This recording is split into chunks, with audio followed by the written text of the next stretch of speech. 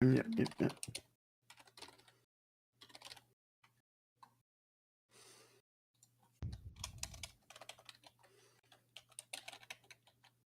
Yeah, yeah, yeah. All right, looks like we are live. All right. All right, if you guys go Yep, to very that link, good. make sure it's coming through. Yeah, Okay. yeah, yeah. All right, looks like we It are is. live. That it is. It is videos coming through, no audio, but that's fine, I All think. right. All right, if you guys go Yep, to very that good. link, make sure it's coming through. Yeah, Okay. yeah, yeah. Okay. I can hear myself somewhere. Let me go find out. Oh yeah, never mind. I can It I can hear is. it now. There's That it just a is. delay. Never mind. Videos coming through. Yeah, I could hear the audio. I shut it off, so it shouldn't be. Yeah. Yeah, that's quite the That's delay, but confusing. it is there. Yeah, I think just based on trying to have a higher frame rate, I set it as like a 30-second delay. So if we need to, it can buffer for a few seconds without running into any issues as far as us Okay. actually playing. So I mean, it doesn't matter for us. It's just yeah. Yeah, I don't know if we're gonna. I'm not. I don't have a huge following on YouTube. No, I doubt we're gonna see a lot of traffic, but you know, it's just fun. Yeah, you Honestly, never I'm just gonna impressed. post I'm it. impressed if we get one. Indeed. Well, I mine just says we posted have. it in the. Yeah, that's me. I just left. Okay. Yeah. All right. Let me. You put the same link in twice. Oh shit! Yeah, I did. Yeah. Well, that's the important one at least. But Yeah. I'll just throw up the Twitter post then. All right. All right.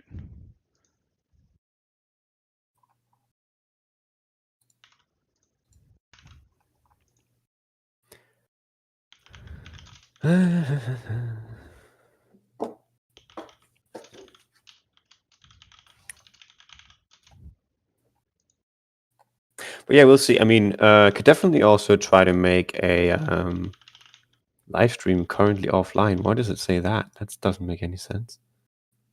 Did it go Oh, offline? okay. Oh, come on. No. It's all good. It's just the text Okay. didn't update.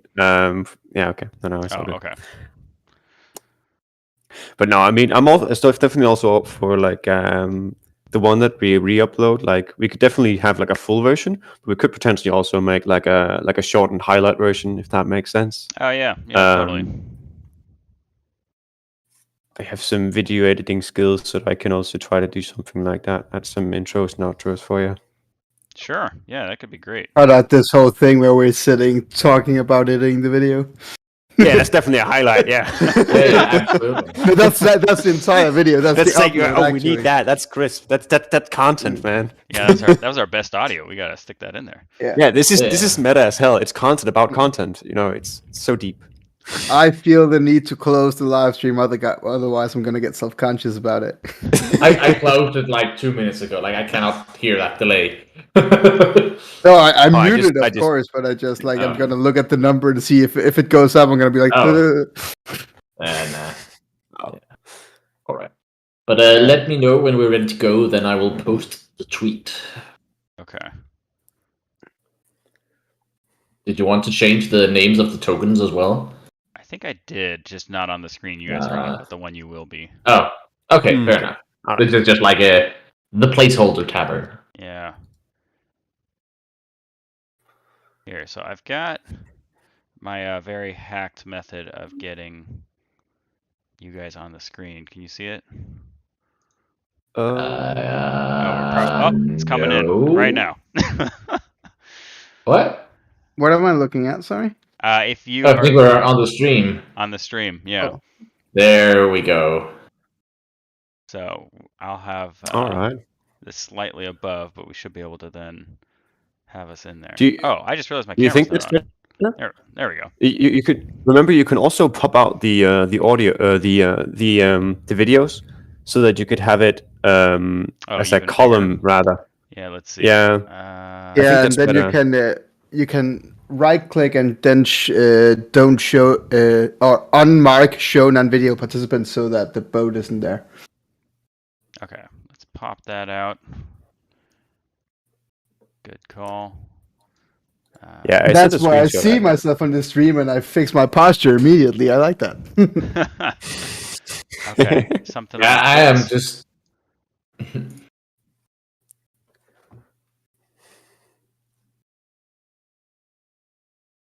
Let's see.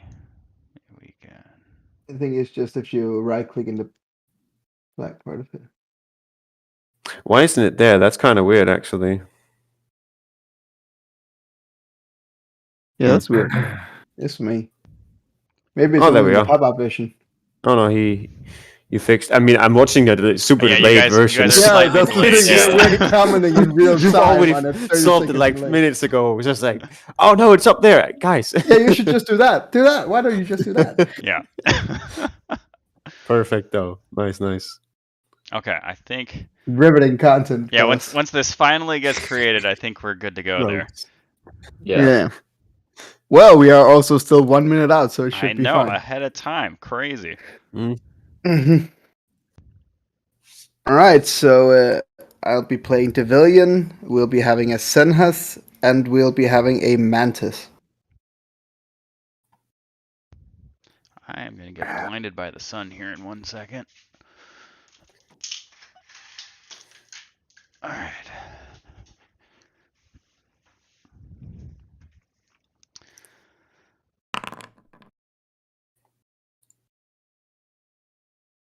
Okay.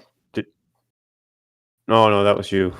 Oh, Just I- thought Yeah, it's someone 'cause, rolled another nat 20. No, because I apparently that's the thing that when we played, we didn't have that. You like if you mouse over, you can add a plus or a minus to add advantage or disadvantage instead of it just rolling two immediately. Yeah. Hmm. I can fix that on my current foundry. It rolls one per default. You have to actively select. Okay. to roll. Yeah, I just remember not doing that when we played, Yeah. and thus I can hear the music again, and I now know that it's a bit too long. Yeah. Let's put a 45. That's the sweet spot. Yeah. All right.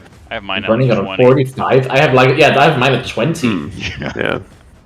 Yeah, well, I have Death these of amazing 45. airplanes. It's because Christian is the club goer of us, so he's used to yelling that, at is that is actually correct, though.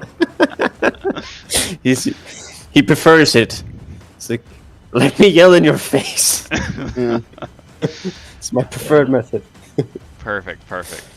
You know how loud I am. This is true. Yes. It's a disadvantage and an advantage depending on the situation. Had you imported the monsters we had requested as our summons? Yes. So I believe all of those are in here and. Okay, I just don't have visible of them, but that's fine. Yeah, I can also not see you. Yeah, I've got them See all 'em. on the page you guys will be on. Okay, sure. Ah, yes, of course. Just this is a kind of temporary one. Yeah. But it is 6 o'clock, so Yeah, maybe I'm we putting should my get going. post in to invite people over, and All right. all right, let's do this. I am And as ready as I'm going to get. Okay, all right. So, recap here. You guys are coming from the Guardians of the East, a stronghold off to the Eastern Mountains, and from there you were invited to participate in the Cold Forge Gauntlet. So, Cold Forge Gauntlet is just an area that is well known for testing out the combat prowess of individuals. You can see the past victors there, and each year the prize is essentially the same. You get 1,000 gold pieces plus notoriety. People will come from far away looking for their champions here, whether that's mercenaries looking to add to their number, people with very challenging quests looking for adventurers who can complete those, or maybe even just some of the nobility looking for new bodyguards for their entourage. The rounds are always the same. First round, everyone faces off against something meant to just weed out the weak to ensure that the rest of the process is much more exciting for the people watching. Second round occurs 5 minutes later. You are immediately just thrown in against the previous victor to see how you fare. Third round, you're going to face off against another hopeful set of 3 adventurers. There have been accidents before, but there are clerics on hand to ensure combats are non-lethal, and they will do their best to make sure everyone makes it through this alive. Maybe a little bruised, a little battered, but still ready. So It'll be fine. yeah, does anyone have any questions? All good. Not out of game. Okay. But, let's move into game. Let's we can Okay, start, let's do it. Yeah. All right, so let me go ahead and jump over here. Let me move you guys over to the arena. I guess we could also just like quickly present our different characters and the classes that we're playing, or the subclasses that we're playing. Yeah, great thought there. Yep. This is a playtesting session after all. Yep. Yeah. So I guess general overview is probably in order too for that. We're doing a playtest session, running through the Summoner class for 5th edition, new class that I'm working on, and the dev team behind LoreMaster was kind enough to jump into a playtesting session with me where they'll be trying to break the class as I try to break them. Yeah. Good luck with that. Yeah, looks good. Looks amazing. My character's name is Mantis, and he's been traveling around the deserts of LoreMaster for a while.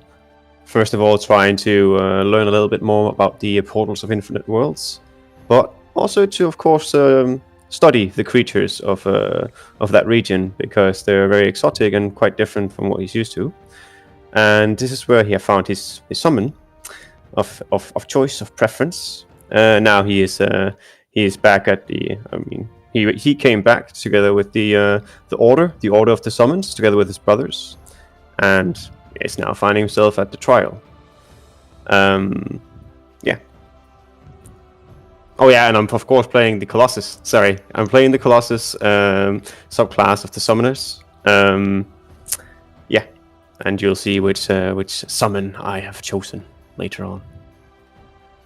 Just Right. an in-game heads up. The walls just as picture. I can see all the monsters that are hiding up behind the arena now. Just a heads up. That's okay. A lot of these Yeah. are the ones you guys are going to be summoning, so I just stuck them all over there. Fair enough. So that was my brother Mantis. I will be playing Devilian. I'm kind of the runt of the group. I'm not as athletic and as physical as the others. I focused more on the. Well, we're all smart, of course. We all do these calculations that allow us to summon these great beasts. I focus more on the actual, like, what do these calculations represent? And I found a glitch in them. A glitch that even I fear a little bit. I'm playing the Convergent subclass, which means that I really don't have a lot of control over what I summon. But it's a bit more powerful. I can grasp into the summoning formulas, and I can pull out something that's maybe a bit stronger than my brothers can. But it comes at the price of not knowing what is happening, not knowing what can happen. Things can go wrong, and I believe that makes me a bit scared of that power. It makes me a bit scared of actually using it, of what is its destructive potential, really. But of course, we are not here to play. We are here to prove ourselves, and as such, I must overcome my fear of my own powers, and become victorious in the arena. Right. The last character is Senhus. He is the oldest of the 3 brothers, and he's mostly here to ensure that the other 2 don't kill themselves. Which currently seems pretty likely. He's especially worried about Devilian. for obvious reasons.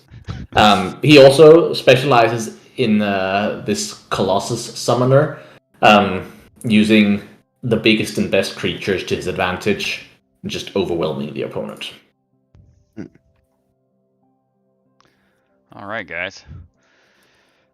So let's go ahead and jump to it here then. So you guys come in, and there is a large kind of lobby area where there's a few different adventuring groups around. Everyone seems to be pretty friendly, but you can definitely feel the undercurrent where everyone's scoping out the competition, seeing what people are doing, guessing at what abilities they may be bringing forth into the arena, and in general just trying to get whatever advantage they can, conferring amongst themselves. There's whispers here and there.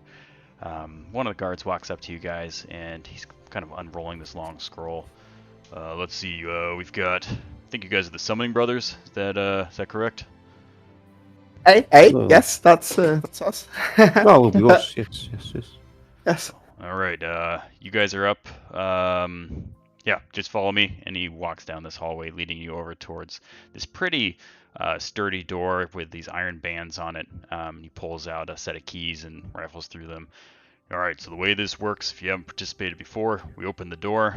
There is almost like an inner chamber. It will last there for a few seconds, and then the walls will drop, and combat begins. Again, this is yes. Excuse me, sir. Will there be time to rest in between the because we're being very much thrown into this. I'm just a bit worried about. Will there be time to rest? Not really. The first round happens, second round within 5 minutes after that, and then you will have time for a short rest between that and the third round. Intense. Oh gosh. Okay. Yeah, so keep that in No, mind. I this know is fine, we've this had is people fine. that have done extremely well in the first round, only to not have anything left, used all of their energy, and get demolished in the second. So just keep that in mind. Devilian, you'll be fine. You always underestimate yourself. Don't worry. No. This is fine. I'm fine. I'm fine. Okay, I'm you're fine. I'm It's okay. fine. You're good. Okay. Not nervous. I'm not nervous. Fine. Let's do this. It's just a quick bout, just a bit training exercise, you know.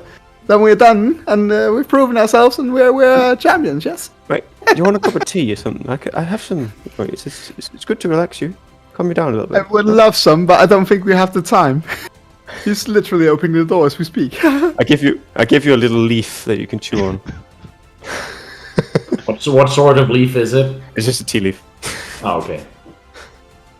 No.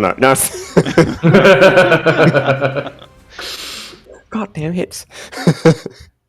Guard's looking very uncomfortable with all of this, and it's just like, are you sure you want to enter? There's time to back out now. As soon as you're in there and the door closes, you're in. Oh no, we're all good. Don't worry. He's just a little bit. He just needs to settle a little bit. Hey, we're all good. Don't worry. Yes, Okay. this is fine. All right. Well, best of luck to you. Let's see how this goes. And you see him open the door, and inside you can see there's stonework everywhere, a few sconces on the wall, and right in front of you there's this enormous barrier that goes up to the ceiling. It's opaque, and it looks. You guys have had a little familiarity with some sort of force, like wall of force spells. It looks very similar to that, where there's just this barrier that's been erected so you guys can get in. Door closes and locks behind you, and there's enough room for the three of you to stand, but not really much room for anything else at this point. And you're there for a second when you hear this sort of ethereal voice come in, kind of resonating throughout the chamber. It's kind of giving a recap of you can recognize that there's some other battle it's talking about, one of the other rounds that some of the other people have been participating. And then it transitions over to next up we have looks like Summoning Brothers. We'll see what they bring into the table here. I hope they're ready. And then with that, we're gonna go ahead and start. So I will say at this point, Devilian has fully chewed and swallowed the leaf. It's gone. That's gone. Yeah, so at this point then, the barrier falls. You guys are all here in combat, and I'm going to add everyone to the combat tracker, and we'll go ahead and start. All right.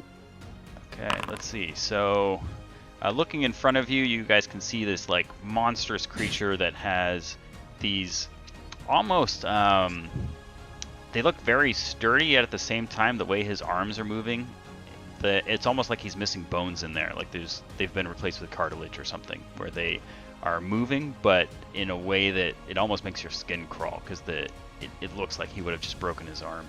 And at the end of it, they just end in these like strange balled fists with spikes all over them. Off to the side of that, you can see what look like two fairly common goblins that you've encountered previously. And the goblins, it looks like, are actually going to go first here. So both of them. Sorry? God. Oh, God, I'm just so worried. Both of them have these short bows out, and you can see them go ahead, knock an arrow, and they're going to shoot one against. We'll go first one's against Devilian, and the other one's against Zenis here. First one's going to hit for 7. I don't think the other one hits. Your AC is 16? No. Yeah. 16, yeah. Okay, so, and then after that, they both attempt to hide behind these pillars and get out of sight here. One of them is going to be successful. I think your guys' passive perception is too high for that second one. Passive perception, I believe, is 11. Yeah. Yep, okay, Yeah. they both So they just vanish from view here.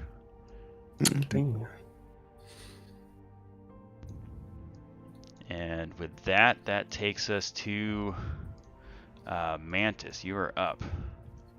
Yes. All right. So Mantis does a little. It's almost like a dance. Like he has definitely tried to practice this. It doesn't look too good. It's clearly something that he just started doing recently. But basically, he's trying to do like a whole scene, and then it's similar to capoeira. And then at the end, he does like an open palm strike, and as he does that, a light comes out, and a 3 green lands in front of him. Well, further out on the battlefield, actually. He plants it. See, I can throw it. Oh yeah, 60 feet. I can throw it quite far out. Well, yeah. Oh yeah, I guess you saw my measurement. So yeah, no, it's fine. He actually plants it there. And as the creature lands, he immediately takes control of it in order to take 2 strikes at it with its. And the creature is, for those who know this rather exotic creature, is extremely long-limbed, long and tall and slender, yet seemingly powerful. Its face without features, but seemingly always staring directly at you, no matter its direction. It takes its claw and slashes at the big creature, and continues to bite it as well, all at 10 feet range. And let's roll for that. Where is it? You've added the creature to the. If you just double click on that portrait, that should bring up the sheet. Oh yeah, yeah, there we go. And then it looks like he's got multi-attack under features, so you should be able to roll one of both of those. Yep. Okay. Oh, that was not too good. Yeah, a 6 does not hit. I'm surprised it didn't roll damage too. All right. Well, let's try the second one, and that will be a bite. Oh, damn. Wait. That oh yeah, okay.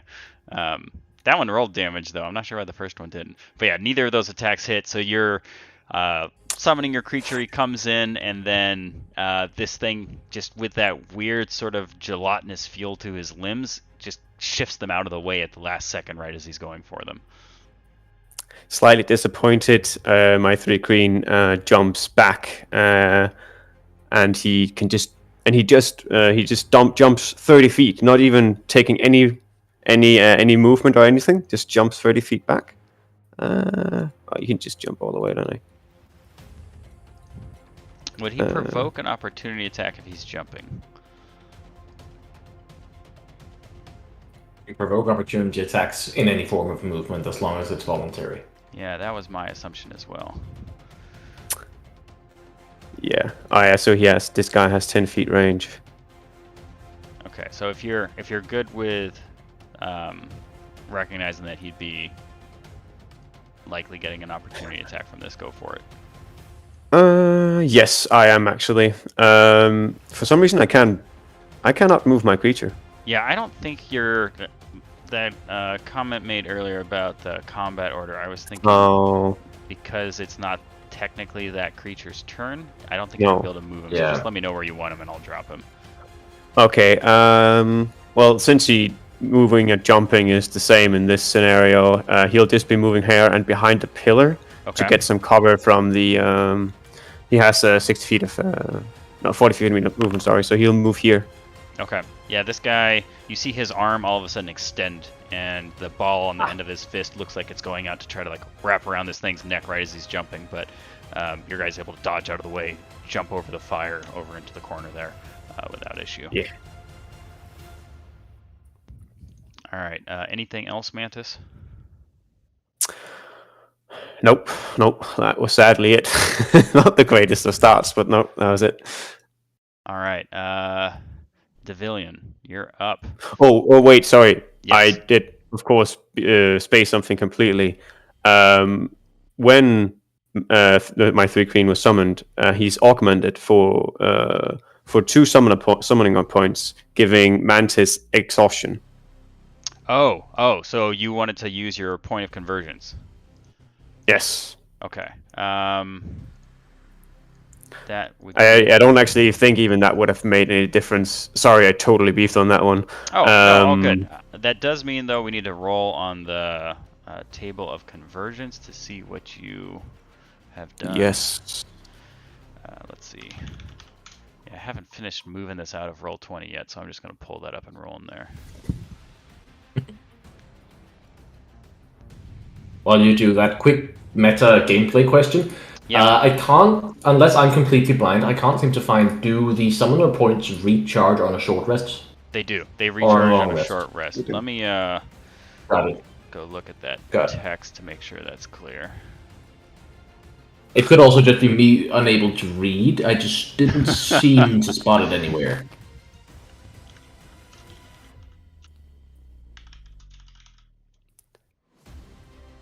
But that is it is in the playtest material we have been sent. Okay. I'm going off the features in Foundry, so maybe that's just why that's not exactly the same. Oh yeah, maybe I didn't. It's fine. I don't know if I copied the full thing in there. It's fine. That's completely But fine. yeah, they do refresh on a short rest, as well as long rest, obviously. All right, so Cool. it looks like your dude is using, let's see, claws is 2d4 plus 1, and bite is also, so he's using strength for his attacks.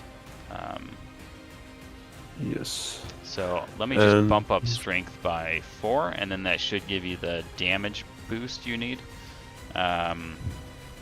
Bump that to 16. Surprised it's using strength and he has such a high dexterity. And then armor class, let's bump that up to, you said you're spending 2 points, so that becomes a 17. Mm-hmm. Okay, and then I think that should get us what you need. Yeah, so it's it's a +5 to hit 17 AC. Various damage boosters, and the DC is also plus 13. Okay, so then that's now a +5 to hit for the bite, and it's adding that +3 damage. So I think that's working. Yeah. Technically, it's working. This is gonna be a great session, guys. Yeah, we're just gonna like slowly not kill each other. All right. Okay, I think you're good there.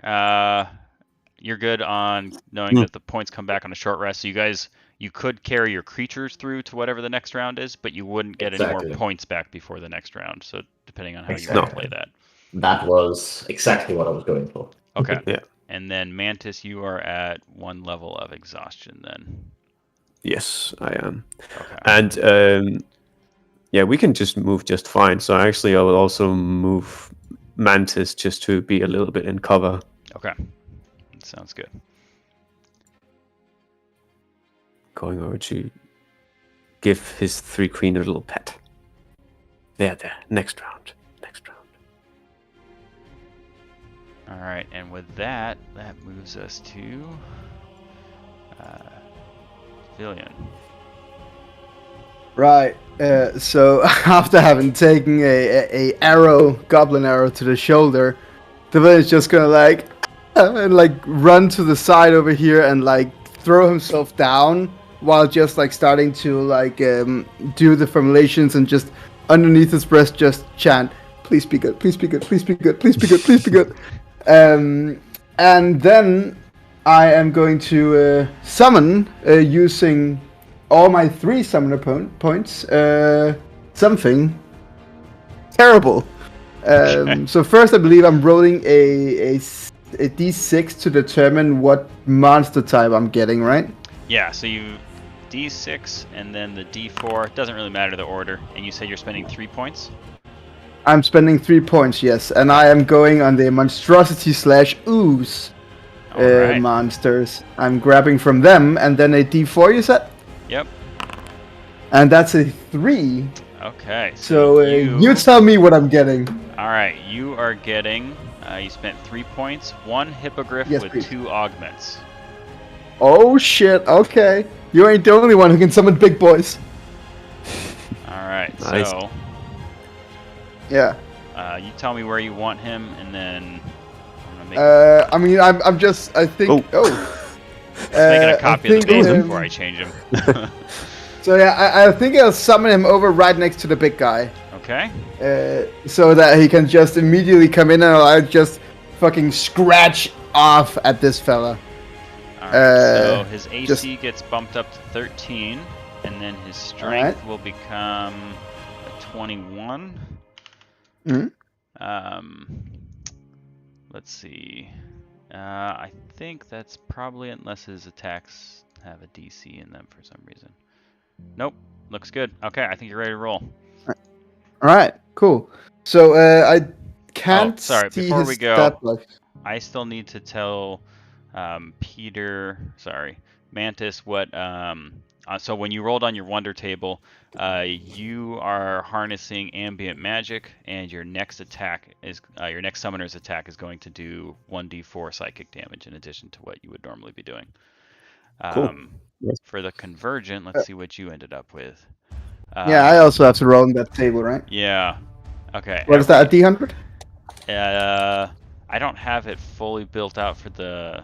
Okay. Yeah. Because this That'll one, be fine. yeah, I built out the macro in Roll20, so I just click the table and it rolls. Right. All right, so you fill your enemies with dread. Every enemy that can see you has their movement speed reduced by 50% for 1 turn. That's amazing. I just threw myself on the ground so no one can see me. Yeah, that's completely cool. That's completely fair. I'm this like blubbering mess on the floor, and that apparently is terrifying to whoever sees me and is an enemy. They think you're casting some sort Let's of. just say they're walking slowly because they're laughing their asses off. Yeah, there we Yeah, go. that also can work. Either way, Pure confusion. that that still gives me my action to spend on the hippogriff's multi attack. Yep. So first it's gonna make a beak and then a claw attack. Okay. Go ahead. So some I better rolls. don't know if I can click it. You should be able to. Is it not letting you? I am not getting a stat block for the creature. Let's see here.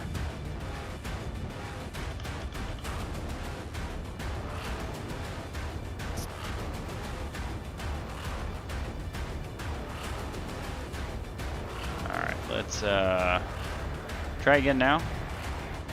Right? Sorry. Winsome hippogriff. There we go, bud. Okay. I can see you. I can do stuff. Perfect. I think. Right, so let's do the big attack. And 11 to hit. Alright, 11 is not gonna hit. Oh, boys. No. Boys. That's fine. That's completely fine. But this claw attack is also no. bad. So that's good. Wait. These roll 4-2. Jesus, boys. So obviously not great. Can I ask what's the what's like this chamber? What's the roof situation like? Is that like It's is there about 20 height to feet the tall. roof? Okay. So like my creature couldn't just like fly up and be out of reach of this thing, could it? Probably not. Looking at it, you think you could probably get up to the ceiling, but based on how far it reached when the your brother's summon jumped away, he could probably still reach him with his arms being able to extend. Yeah. How high was the ceiling, sorry? 20 feet? 20. I heard 120. I was like, that's plenty. Okay, 20. I follow. How long are I these see your limbs? confusion. Yeah, he's got very long yeah. arms. So just making sure, I've used my bonus action to summon it and my action to command it, right? Yep. All right. So yeah, that basically gives me not a lot left. I will say I am prone over here, just so that no one can actually get me. Okay, so you're lying prone to try to not get hit by these arrows. Yeah. Gotcha. Okay. But that is terrible news for me for sure. And I think that's going to be my turn. Okay. Alright, so that brings us up to the big guy here. So you see his arms extend just like he had with the previous summons. He was trying to capture it before it got away, and he starts trying to like wrap them around the hippogriff here. So he is going to. This first one's not going to hit. Ooh. The second one might. Yeah, he's got an AC of It 13. just hits. It just hits. Yeah, so you see like this arm like kind of shoot out, and it wraps around, and the way that the ball on the end of his fist works, it swings, and so it ends up almost working like a lasso to slam into it and grab it. This guy is now restrained. Flail. All right. So does it take both the bludgeoning and the piercing damage? It does, yeah. Did you take both those off? All right. I did. Okay, perfect. That is less than ideal. Yeah, with that you see his other arm come around, and he's got advantage though. That's gonna hit. Come on, bro! Oh no! This is not great. Oh, that's boy. it. That was my max. Here, My max change for some reason. All right. Let's see. Let's put him back to full, and then you take the damage off. I won't touch him. Yeah. So that is a total of that's 9 Looks like plus 6. 15. So that's a total of 15. He is well. Okay, fun. This next combat is not gonna be great, guys. And you see with that, this thing, there's like this toothy maw that starts extending, and he goes ahead and squeezes again with both of these tentacles, just trying to squish this thing. He has triple attack. That one's gonna miss though. Ooh. That one's gonna Fuck hit off. for another 8. Yep. That's my summon out. All right. And then this guy charges forward here. Let's see. Okay. Just because I like how you play Divilian, how is he reacting to this? I think he hasn't noticed yet because he's lying and He's just- blubbering mess on the floor. How's it going, guys? What? Just So he's stay just down. like fucking on the floor, just like, come on, take him out.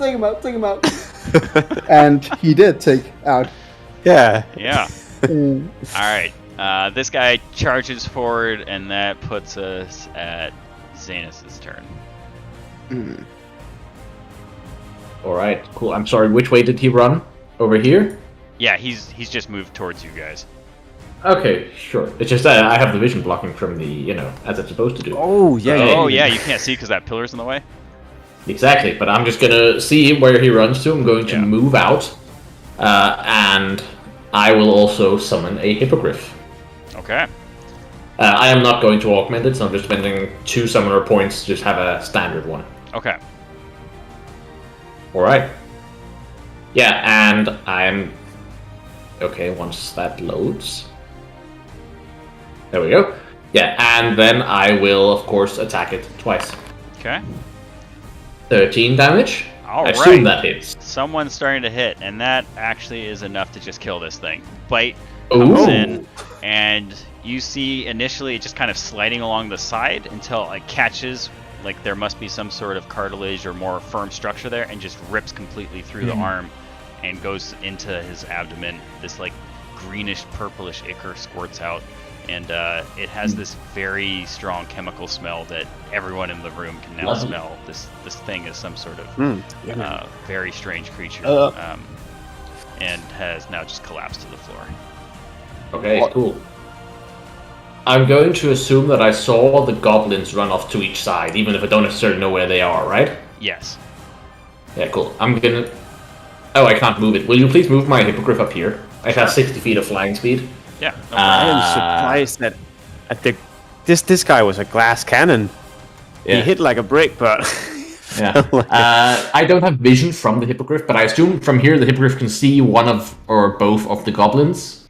So the hippogriff, you don't get vision through your summons unless you go Mind's Eye. Did you? I don't remember. Let me just look. Okay, and But you're right. that, There was one. Yeah, to use that, I think I you need to take a bonus action to grab that. But let me. So I wouldn't be able to do that next turn until next turn. Correct. Yeah. But let me double check. Yeah. But I did in fact take Mind's Eye. Oh, perfect. Cool. Okay, so yeah, so on your next turn as a bonus action, you could go into a trance to see through your summon if you wanted, and then control him, like first person.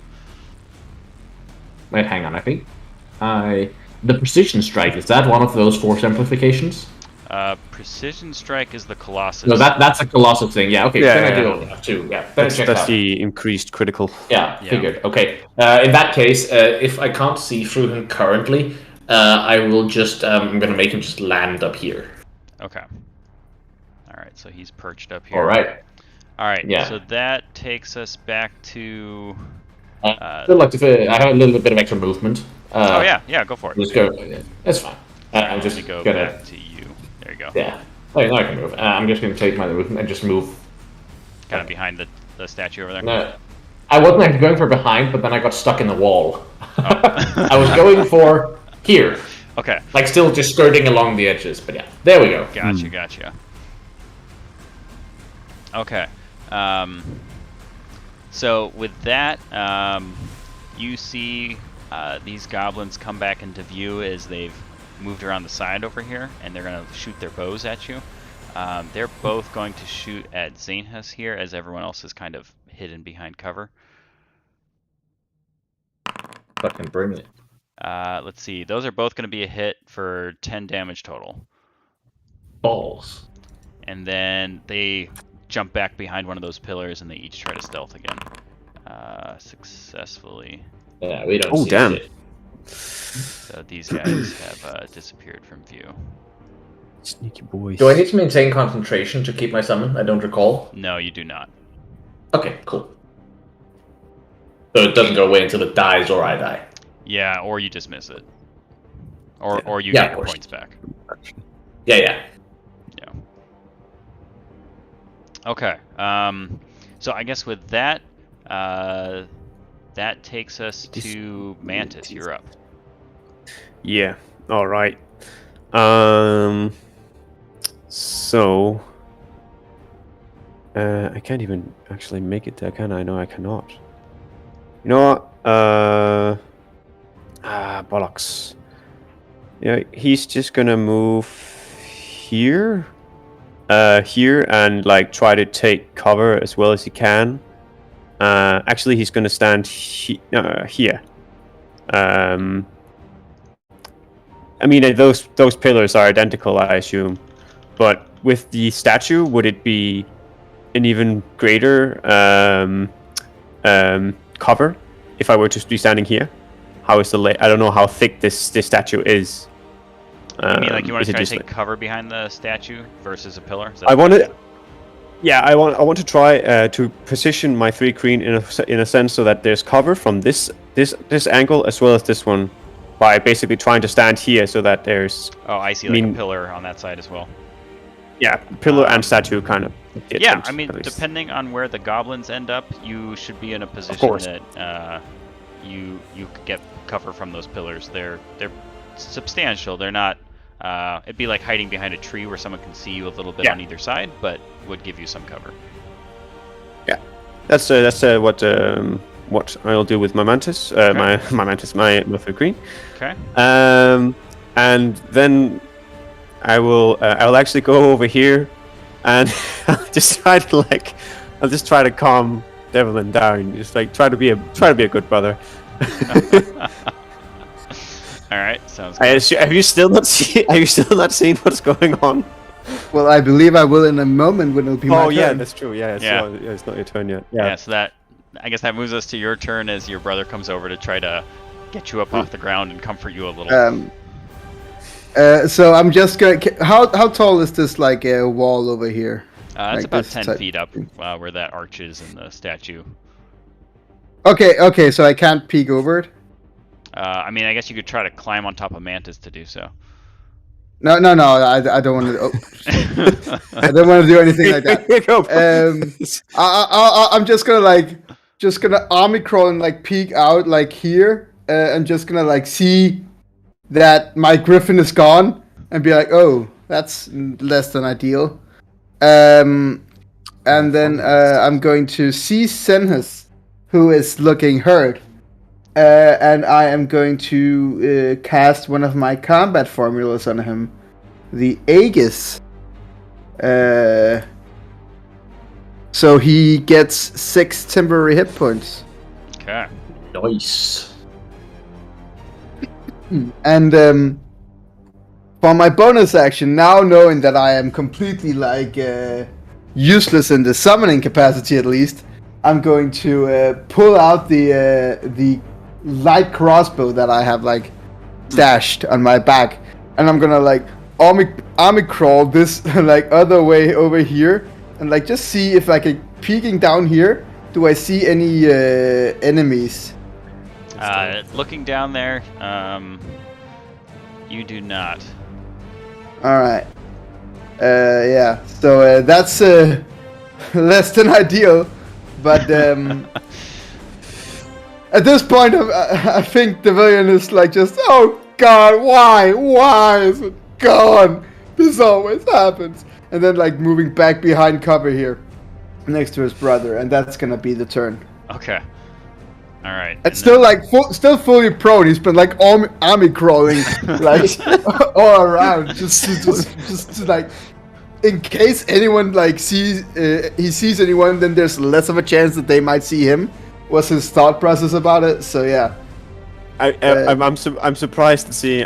Mantis is surprised to seeing Devilian like he did not expect this instinct. It's just like fucking going full commando here. I would say it's not elegant or functional in any way. It is very much like it's like watching a child play soldier is what it is, because that is what is happening here, just with a very real light crossbow. But yeah, that's gonna be the end of my turn. Okay. Mantis is entertained. Let's see. So that puts us to Zenus. Yes. So, bonus action, Mind's Eye. Okay. Actually, first of all, again, a little gameplay question: is how direct / indirect is the control of the summons? Like, can I say attack a goblin if you see one, or do I have to? Is it like a puppet, so to speak? Yeah, it's more like a puppet. If you don't do anything, then it's not doing anything. So you're like directly enacting your will through this like manifestation you've created. No problem. In that case, I will indeed Mind's Eye, so I can see through it. Okay. I don't know if you have a way of doing that meta from an actual gameplay perspective, but in any case, I would like to figure wherever the goblin is around here. It's gonna swoop in from above and just attack it. Okay, so right now you can't see it, but you could use your action to try to find them because they're hidden. Right. The hippogriff That's true. does have. I was looking at him keen sight, so he would have Yeah, he advantage on does. any checks that you want to make to All try right. to. So I'm that picturing case- him like up perched on like top of this archway, like scanning the room like a sentinel looking for Yeah. wherever these goblins have hidden. So Absolutely. Is that like a... Well, don't even have to roll Well. because I have advantage. Jesus fucking mean- Christ! At least we have one person who can roll. yeah, so immediately you're in like focused, looking through the hippogriff's eyes here, and your vision enhances dramatically, and all of a sudden these shadows that are everywhere disappear, and everything is bright as day. And these goblins, you can see one actually over here sneaking up on your brother with a scimitar out. He's like partially hanging on this pillar, hidden in shadows, getting ready to strike. And then there's another one, I think you should be able to see that, hidden down here as he's been creeping around. Cannot see. Yeah. Okay. Okay, Yeah, so so they're far away. Yeah, that's where they're at. You still have your movement yeah. if you wanted to move. Yeah. Was the spotting them an action? Yes. That makes it a little useless then. All right. Well, in that case, all right. I'll take the movement. Oh, that connects. No, I can't. Okay. Yeah, I'm gonna take the movement, and I'm gonna land perched over here. Okay. Wait, he's next to me? Oh god. Yeah. How and did then- I and- do this? And then if I can take like a free action to quickly yell to the other two, like they're in the corners, just to Sure. so they're aware where they are. Yeah. So Alright. they successfully sneaked past, because I mean, otherwise this one would have taken an attack of opportunity. But I guess he successfully sneaked past Matthew Green. He actually, after he had hidden, had snuck that way before the end of his turn. Oh, damn. Okay, So yes. successfully done. So yes. All right. All right. So this puts us at. I guess we're back up to the goblins for their turn, and you're done, right, Zenith? Yeah, I have nothing really more to do. Okay, so this one, kind of seeing what everyone has closed in on him, he is going to still attack your brother, who's prone at the moment, so he'll have advantage on that attack. no. And that's In real, gonna be- guys. Yeah, you're fucked. That's gonna be Beat it, baby. 3 damage. It's not. So not too bad. Not gonna touch that. He's definitely very nervous with this giant hippogriff perched above him. He is going to use his nimble escape to try to disengage, though, and get out of here. So he will run back over this way just to try to... Do I move get away an from opportunity danger. attack with the hippogriff? No, he'll use disengage as part of his nimble escape. Oh, right, of course. Derp. Yeah, I'm yeah. just But he is still like exceedingly visible to us. Yes, he was After this not way. able to attempt to hide this time. Yeah. Alright. The other one is going to peek out around this corner, and he's going to take a shot at Mantis here with his bow. Ooh, that That's would going to be a hit hit. 4 damage. Yep. And then he is going to attempt to hide. He comes back in by one of these pillars. Let's see. 13. I think you guys are at 11, so this guy will be able to. Actually, you're still looking through your eyes of your griffin, aren't you? You're still Oh, I in can that trance. choose one of them. Well, Sorry, what do you mean? Oh, it literally says you lose your own sense of hearing. Yeah, that's entirely my bad. Okay. Yeah, in that case, yes, I would still be looking through. Yeah. Yeah, so the goblin disappears from vision for you two, but you can still see him with your griffin as you're looking through his eyes. Yeah. He was not able to stealth from you. All right. yeah. It has a passive perception of 15, I believe. Yeah. Yeah, the griffin. Yeah. Yeah. The hippogriff.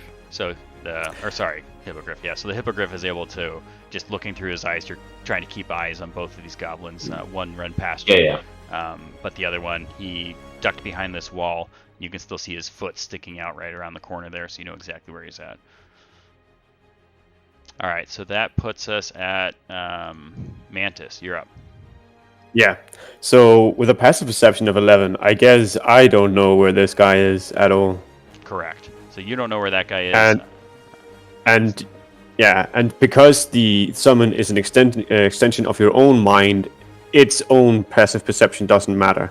Correct. Yeah, unless you went mind's eye to use their Yeah. senses, then yeah, That's where that one comes in handy.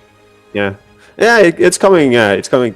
That one is becoming more and more advantageous as you realize like the situations of the gameplay actually. All right. And yeah, there's no like way of like, because it is just an extension of your own mind, so there's not like you just kind of free roam. You tell your creatures to free roam because that's not a thing. That was one of the main ways to try to keep this balance, to feel like you could bring forth these like really strong creatures, was you had to essentially be using your turn to control them completely. Otherwise, I had to lower the level of the summons, and it just didn't feel that impactful. That becomes extremely complex. Yeah. All right. Well, in that case, I guess I can move in between these two pillars, trying to get some cover. Okay. Prior to doing that, I will just move my 3-queen because otherwise I can't see him. Okay. Let's see.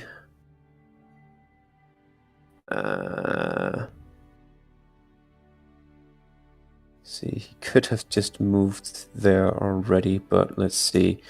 My 3-queen, he moves here. Okay. And I move here. Wait, no. Oh, that totally covers it? Well, then I'm standing here.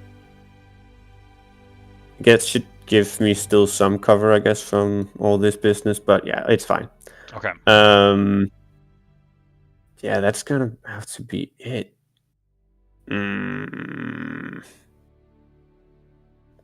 Yeah. And then I use my action you already have your bonus HP, so I'm gonna give Devilian oh wait, no, because I already moved him. Yeah, so that already took my action. Use your action to control the threat. Yeah, that's true. Doesn't need to be an action involved. Yeah, that's it then. So one force amplification I've been playing around with is the idea that you could have a free action to use movement of your summons, and that way you wouldn't run into the issue where, say something's too far away and you want your summon to move like its distance, but then you want to use your combat formula to attack it. And so you're like slowly bringing your summon up, but you're attacking it at the same time. So I was thinking that way you could have control to move the summon even if you're not planning to attack with it that turn. I think that could be definitely I mean, it's fine at like level 3 that you can't, but as a later level, I think that you would potentially sacrifice a lot. I think that would be much needed utility at later levels for this class. Yeah, because I've been debating on whether I should just change the default to be whenever you take your movement, you could also move your summons, and then your action essentially is the trade-off, where you're either using your action or its action, and or bonus in there. But I was debating on whether that should be a amplification or not. But yeah, I think it could be, especially if you have more creatures up, it could become a pretty heavy limitation. So yeah, something I'm still balancing there. I mean, something you could maybe also do is you could like say whenever you have something out, the combat formulas could be, you could take something that could make the combat formulas a bonus action, because right now if you have your summon out, you don't really have anything to do with your bonus action. You don't have the greatest action economy. Yeah, exactly. I think the challenge I had with that is if I give them something to do on a bonus, then I have to lower the like strength of the summons. Because they can also use that bonus action. Yeah, because they can use the bonus action of the summons if they've got one, and then you could potentially get miscellaneous bonus actions from things, even in the force amplification. Like last turn, he used Mind's Eye to take that trance to go and have that perspective there. So I have been playing around with that. One thought that had been proposed in a previous playtest session was that they could use summoner points as a bonus action, which would keep that balance then. So if you use like a single summoner point and that lets you do something, whether that's just like maybe like the monk route of getting like dodge, dash, things like that you could do as a bonus, or going the route of maybe you can spend a summoner point to be able to use a combat formula as a bonus action. So it's like it gives you something to do, but it's a heavy cost, but it then wouldn't lower the strength of the summons. You can still have that all kind of flowing with that same power curve. Yeah, I mean there is something there because I definitely feel like there is utilization of the bonus action should be like something that you can do even when your summon is out. Like it could also just be like a weaker version of the combat formulas or something like that, maybe. Yeah. I'm thinking like because not all classes have access to ready bonus actions. I mean, this is almost more like the hybrid spellcaster of a warlock. Who they have technically Hex they could drop if they're burning their spell slots for that. Otherwise, they don't really have anything they're doing on a bonus action. Just saying, shouldn't we wait with all these feedback discussions until after the stream? Up to you. I'm totally happy to jump through as we're going, or we can wrap it at the end too. I feel like there's also a bunch of value in discussing. It's hard to tell, but Sure. Yeah. But let's get back into the game. I do believe it's my turn, right? Yes. Mantis, I think you're done, right? I am. Okay. So the hippogriff is a large creature, Yes. and it is also friendly to me.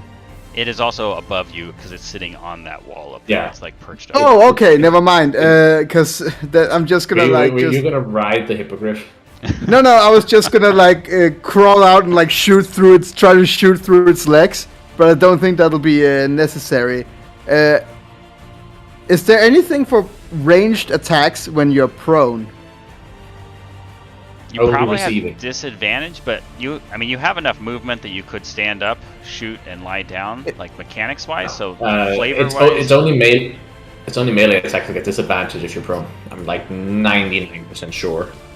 Okay, like you wouldn't have disadvantage on making a ranged attack while prone. I mean that kind of makes sense because if you like think about shooting in real life and you're lying down, you have more stability. With a rifle, the creature has disadvantage on attack rolls in general. So sadly, you do have disadvantage on everything. Yeah. Either way, just gonna stand up and actually mechanically, I'm gonna stand up. I'm just gonna action roll out and be on one knee and just shoot it with the light crossbow and. Okay. Big money, come on. That won't hit. Oh boy. All right, so and then I'm gonna use my I'm gonna go back and then I'm gonna use my bonus action to cry because I'm so useless. But yeah, because I think that's my turn, honestly. Okay. All right, and that brings us up to Zenhus. What do you got? Yeah. Okay. So I am just. Yeah, no, because I'm completely without senses right now, so I'm basically just stuck here. Yeah, it's fine. I'm gonna, there. yeah. I'm just gonna send my hippogriff swooping down and fucking up that guy. All right, so he flies through this guy. Let's see, which one is the most damaging of these? That would be, so he's gonna start with a claw attack. Okay. I'm pretty sure. Yeah, that just kills him. It's just a one shot, yeah. Yeah, that cool. guy. And no more. He has 60 feet of movement. Do I have enough to get over there to attack the other guy as well? Yeah, it looks like it. Yeah. That was 10. Yeah. Yeah, that'd be perfect. Right. You can make it. All right, so then he's gonna take the rest of his movement and make the beak attack. That I don't actually know if that hits. I don't know what the goblin AC is. Yeah. All right. This guy's a little he's got that nimble, sort of dexterous escape going, and as you come down with that beak attack, he just ducks out of the way back into the rocks and. All right. Hear it scraping against the stone. Alright, well, that's it for me. Alright. So I did also just notice that the Aegis should be gone because it disappears at the beginning of my next turn. Oh, okay. So the really? Hit points are gone. Yeah. Okay. Alright. Well, seeing as I saw a big-ass hippogriff fly over there, I can assume that there's probably a target over there. So... I think the goblin goes first, though. Oh, of course. Sorry. You're good. So, kind of being engaged here, he's just going to pull out his scimitar and attempt to attack the griffin, or the hippogriff. Yeah, that's going to hit for 5. Oops, should you take it off too? Oh no, okay, we're good. Yeah, so hippogriff takes a slash from the scimitar, and then this guy is going to attempt to disengage, and then he's feeling a bit cornered over here. Just kind of move back. Let's see, this way. All right, that puts us at Mantis's turn. All right, and I can actually see him. So hopefully better rolls this time. He one step back. He keeps his range because he has some yeah. Got those long, legs. slender limbs. All right.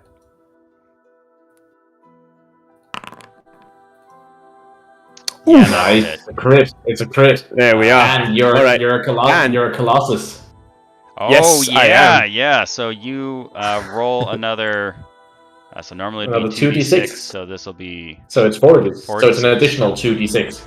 Yeah, an additional yes. 2. Yeah, so roll another 2d6. That came in Oh, wow. key because this guy had 10 hit points, so he wouldn't quite have gone down with that first. Ooh, nice. Also, just because I want people to this is what makes this creature strong. Could he make a DC a saving throw of what is DC it? 11. Constitution, DC 13. The goblin? Mhm. Let's see. Yes. Ah, damn it! He is not paralyzed. Oh, well- But anyway, Or you have paralysis? Well, yeah, it's Oh it's yeah, strong. with that bite attack. Oh, but it's not. Oh wait, no, Jesus. poisoned, and then paralysis if I hit it again. So it's Oh, good okay. against big, strong creatures. Okay. Not so much goblins, but no, it's Yeah. flame. And also, if the saving throw fails by 5 or more. Yeah. God damn. So potentially it's really strong, but you know. Yeah. Well, and giving him that those 2 augments that bumps his DC to 13. That's Mhm. strong. Yeah, I mean technically you could even just run with like this guy as your like main dude, keep dropping the augments going up if you wanted. So it could Yeah, get, like, I mean, that's extremely definitely the strong. plan for today. Yeah. All right. So yeah, he does ward off the poison, but as he's trying to like fight that, he's just losing too much blood and is unable to stay conscious. And you hear this like roar come in over this like ethereal noise coming in, where there's a crowd cheering, and it's like the Summoning Brothers, they have done it. First round down. Looked a little worrisome there at the beginning, but yeah, they pulled it off. Let's see what they have in store. As he says that, you'll just see Senhus go. Because whenever he says looked hairy at first, he's like, It's just like, the Valiant, we did it. It's over. like the bird is just like up against the wall. Okay, yeah, you continuing to just like, oh my god, the horror. I'll give you another leaf, I guess. And It so does "You calm gotta me need down something somewhere. stronger than tea, dude." Yeah, so at that point, the door opens, and the same guard that had been over there before is looking on, nodding. You guys pulled it off. I wasn't sure based on that first performance, and he kind of looks over at Villian and it's like, well, Fully Guess I made avoiding it. eye contact. it's like good job, lad. I glad you were able to pull through this. Pretty impressive display, guys. I really liked what I saw. It was well done. You've got 5 minutes or so before the next round, and then, assuming that goes well, you'll be into, I don't know if it's the finals this year. I don't know how many people we've got participating, but definitely towards the finals if it's not the last match. So, yeah, Okay. looking forward to it. I don't remember who you're facing off against, but best of luck.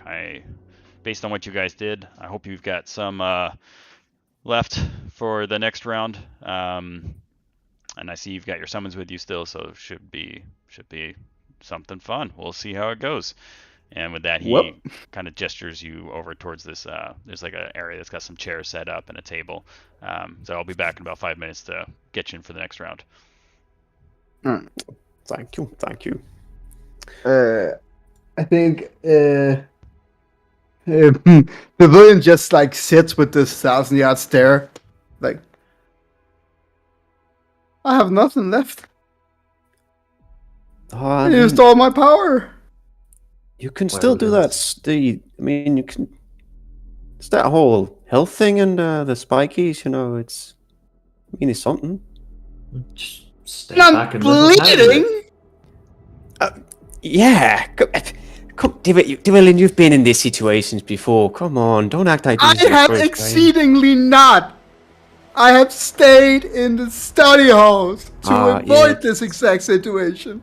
So all that time where I've been out been gone, that's been what you've been doing. You'll just see Senhus just go. I'm very informative. Brother, Senhus, this is also a little bit on you. Honestly, Why is this on me?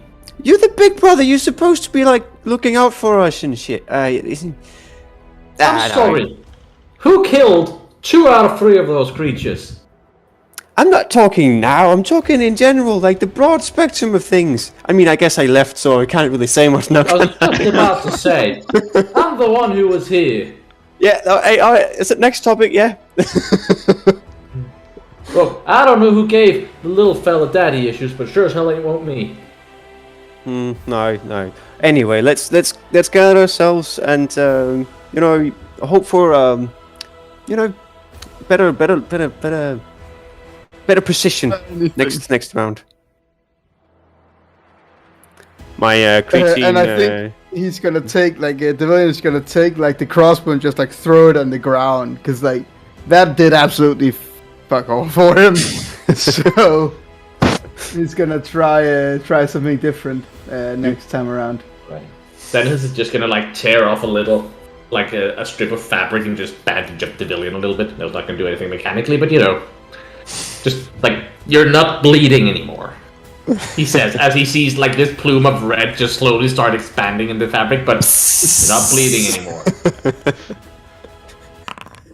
We have very different Kill Bill blood. definitions of. Well, that's concerning. That Papa. That's a lot of HP those creatures have. You can set the rolls to private. Oh, what's the fun in that? It's true. Well, now we're scared. The one with the lowest HP has more HP than me. Yeah. Oh. Yeah, we're fucked, aren't we? Haha! Oh.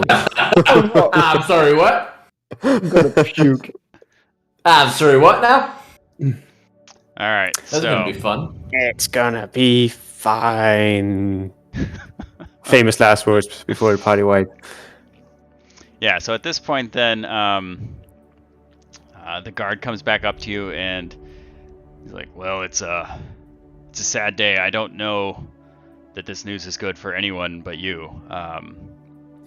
But who you were going to face off against, he unfortunately has passed into another realm at this point. He will not be able to participate.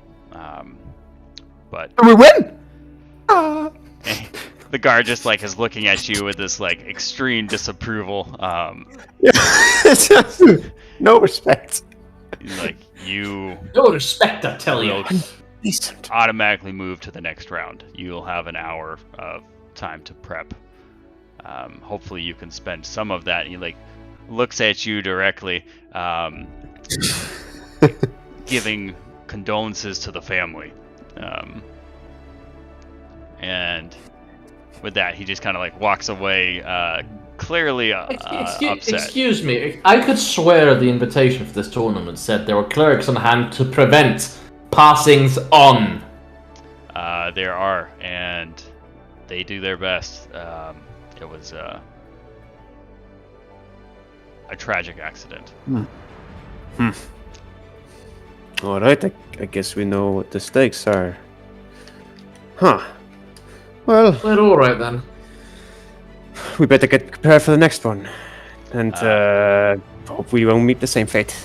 In the area you guys are in, you can hear these whispers kind of traversing through different groups, and you keep hearing the word fireball come up over and over again. I go up to leave. No. Senna's just gonna grab you by the back of your collar, just like, nope, we're here now. You signed up for this. All right. Just keep your promises. Let me just sit for a while. Maybe I need to rest. Just let me rest. Maybe we just shouldn't stay all huddled up together. Just thinking about. If the word fireball is present, then no, we really shouldn't. That's the thing, and that's what we've been doing. So, okay. Terrible plan, really. All right. Very well.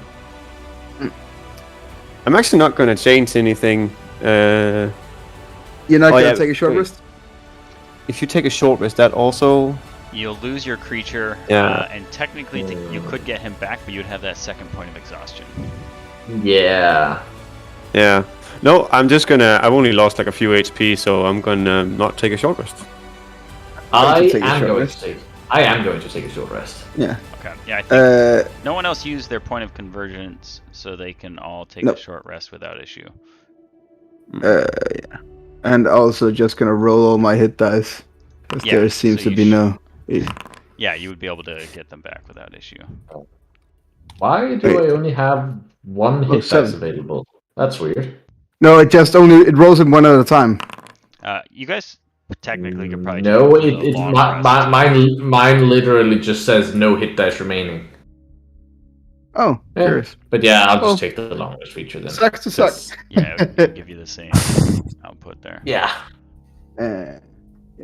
Okay. Where is the short rest button? On your character sheet. If you mouse. Sorry. Found it. Okay. Thank you. Yep. Cool. So yeah, actually, yeah. So yeah, with the short rest, it refreshes point of convergence. Yeah, so you I can could use take it a second level. But you and do just get bump him exhaustion. up another. Yeah. Yeah, 2 levels. Yeah. You know what?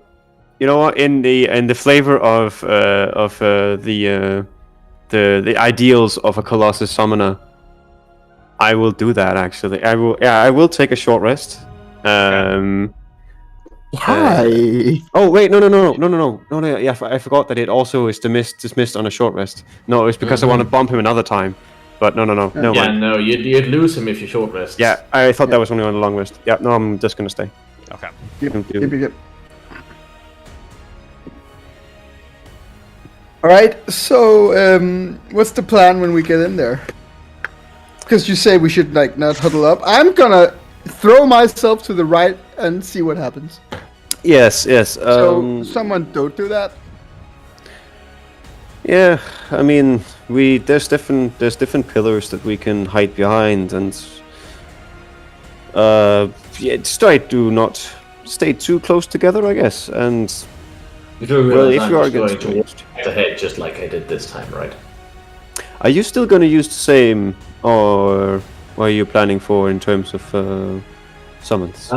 My immediate plan, yes. I do, however, have, depending on what we're facing, I do have a secondary option. More land-based. But if everything goes to plan, I'm going same, yeah. Okay. Just to let you know, I mean, my plan is with this guy. Suddenly it's going Russian. I love it. Sorry. You always default to a Russian accent. It's a default for me. He's the goal here is that he tries to paralyze. He poisons the creature, and then if by an exceeding amount, that can potentially paralyze the creature. But we'll see if it succeeds in this. I mean, but also multi-attack, nimble. So yeah. Oh yeah. No, I'm trying to explain it in non-game terms. but he is also nimble. So I will try to keep them at a distance. But that also means that I won't try to keep the creature's attention, at least not in terms of being close to it at all times.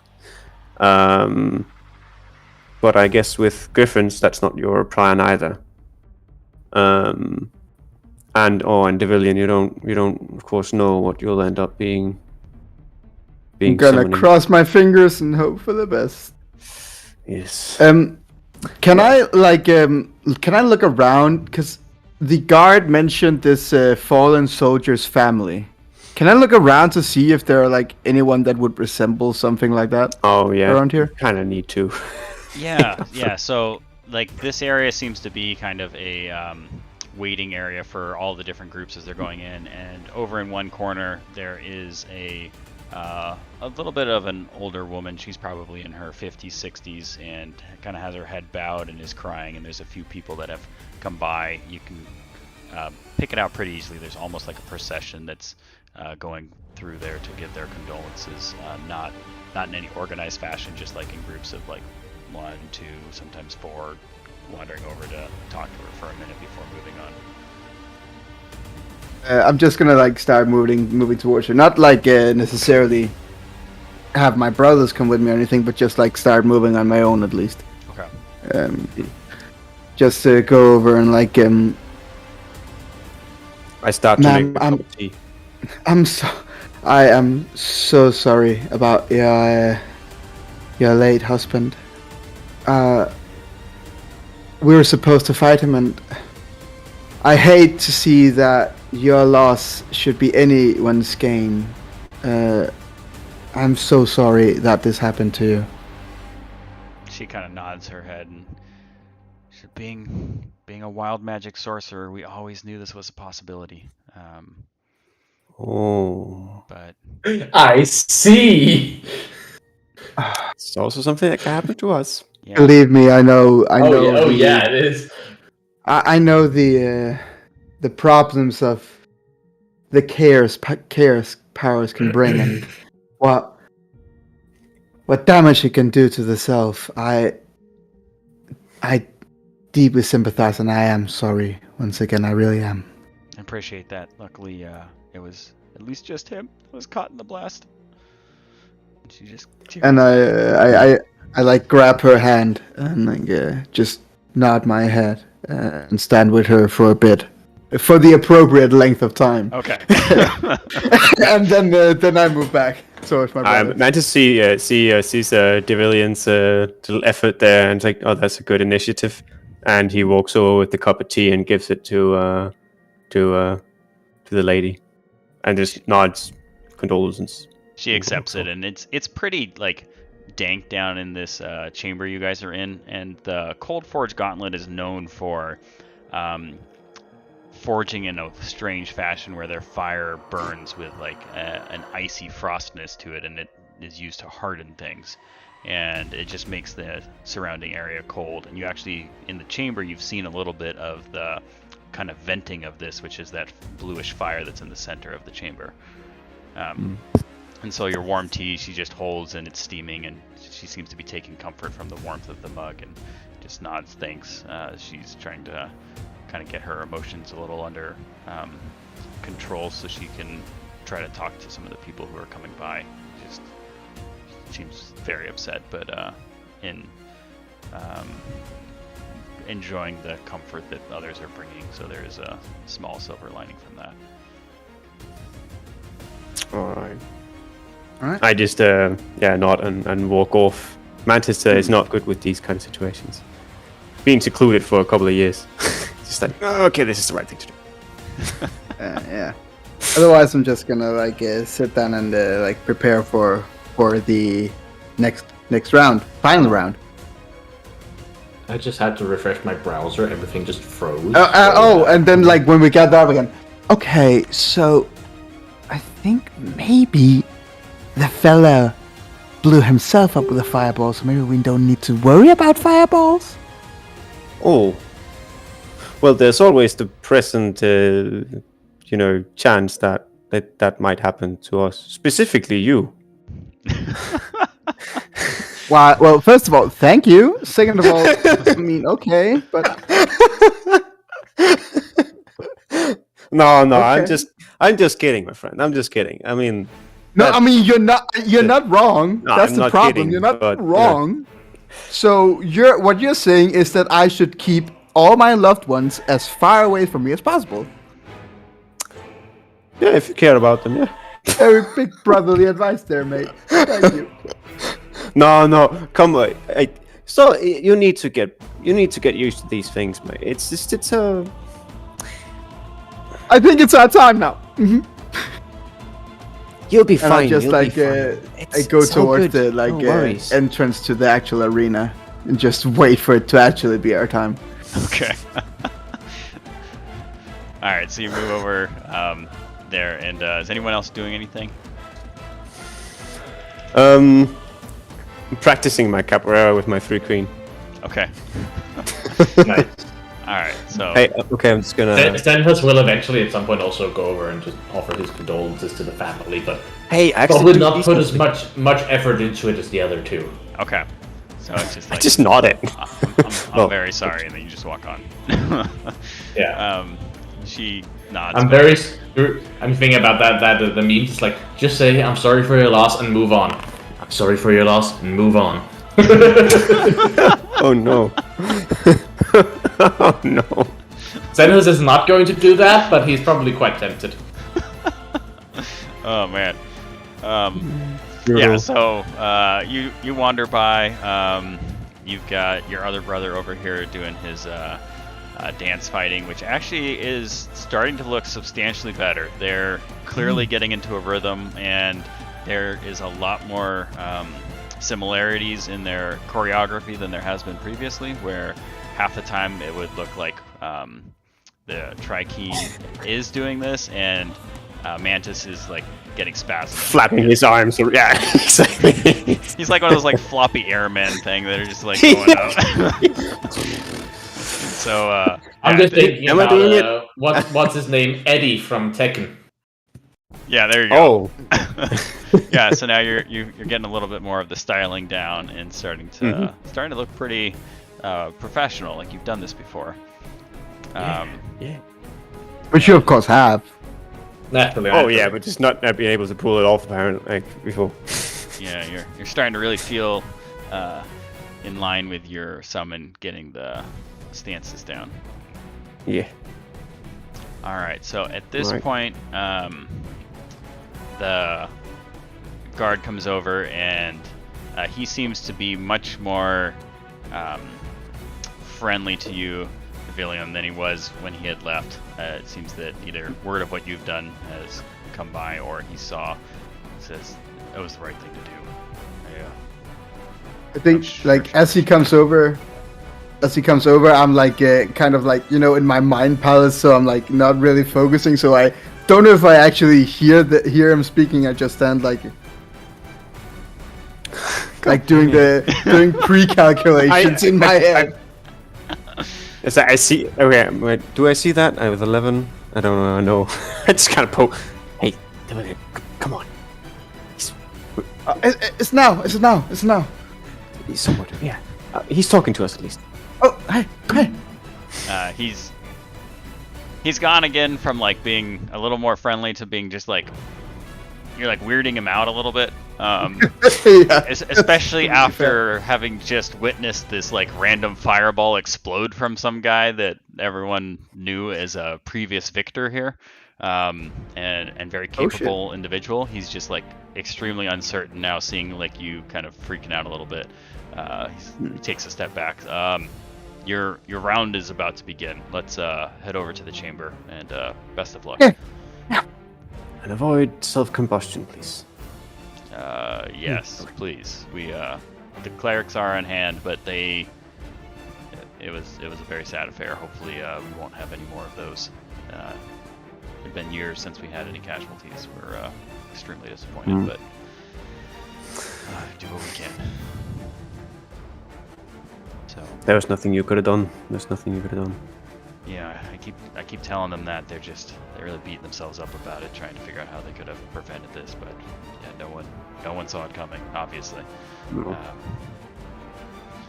All right, well, past the past. Let's focus on this match. We can put together a proper ceremony once the games are done. All right, he walks over, opens the door, and says, "Go ahead, step inside, and when we're ready, you will see same sort of circumstance. Top will drop. This time you'll be facing off against 3 other adventurers. These ones have made it through the 2 rounds, I believe. I don't know that there were any other dropouts at this point, so you will be hard pressed to move forward. It'll be a good fight. I look forward to watching." Right. Thank you. It'll be fine. Thank you. It'll be fine, guys. It'll be fine. Yes, Tevin, it'll be fine. It'll be all Okay. good. And then, so Mantis, you still have up your same summon. Everyone else has dropped theirs, Yes. though, right? Mhm. Everyone else rested. Okay. So let's just move you guys in here. Is it still that like same force wall that like greets us as we are in the throes of it? Yeah. So you come in, and this is up there, and it's Mantis. You're like kind of sharing a spot with your companion here. You guys are all kind of scrunched in. He's quite tall and slender, so he's not that difficult. He's not a burly lad. Yeah. So you're just kind of like wedged in there all together. And it's a little uncomfortable, but Can I ready an action for the moment the wall drops? Is it throw yourself on the floor and cry? No, it's I want to like the moment the wall drops. Can I cast Aegis on myself? I guess what you could do, since it's essentially free, you could just keep casting it for now until the wall drops. Yeah, basically just so I have it like at the beginning of combat and until the start of my first turn. Okay, yeah, I think you could do that. So you can hear your brother just in there, just like, don't die, don't die, don't die, don't die, and he keeps mumbling and like over just and over again on himself. And this like, this bluish energy like coalesces on his body, forming this like almost a shield of sorts, and then it vanishes, and he casts it again, and then it vanishes. So yeah, I would say Imagine that this on. is what a hug feels like. I feel like you need to introduce like an overdose on this. Like you basically, it's just some effect, just like continuously Aegis. Oh, To be fair, it's only like just it's only hyperventilating from the. 6 10 HP. But yeah. All right. So I Oh, think it's that way. at that point, then the walls drop. Let me turn down the song a little bit. This one got a little loud. All right. So at that point, the walls drop, and across from you, you can see a few different creatures here. What did I do with that last guy? So I shouldn't say creatures. They're other adventurers that have made their way to the finals here. And let's go ahead and stick everyone in the combat. Did I delete the last one? I did not.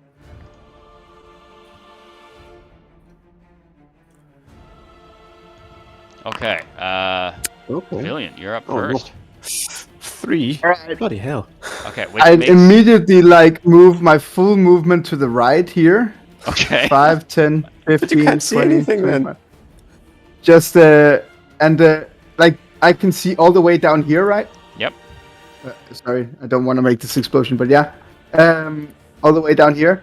Yep. That's 60 feet. And I am going to use a point of convergence Okay. to summon to use 4 summoning points this time around. Okay. All right. Let's go ahead and Yeah. roll and see what you get, and then I will figure out what your wonder table Yep. effect is.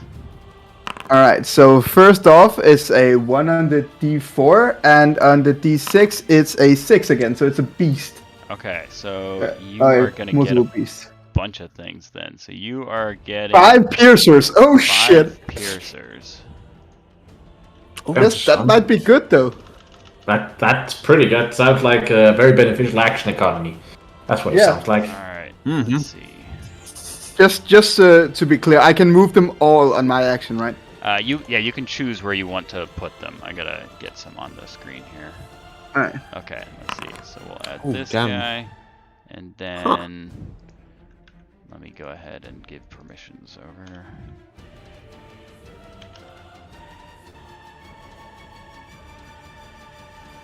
They are actually quite beefy but slow. Yeah, let's see. So you got 5 of them. Mm-hmm.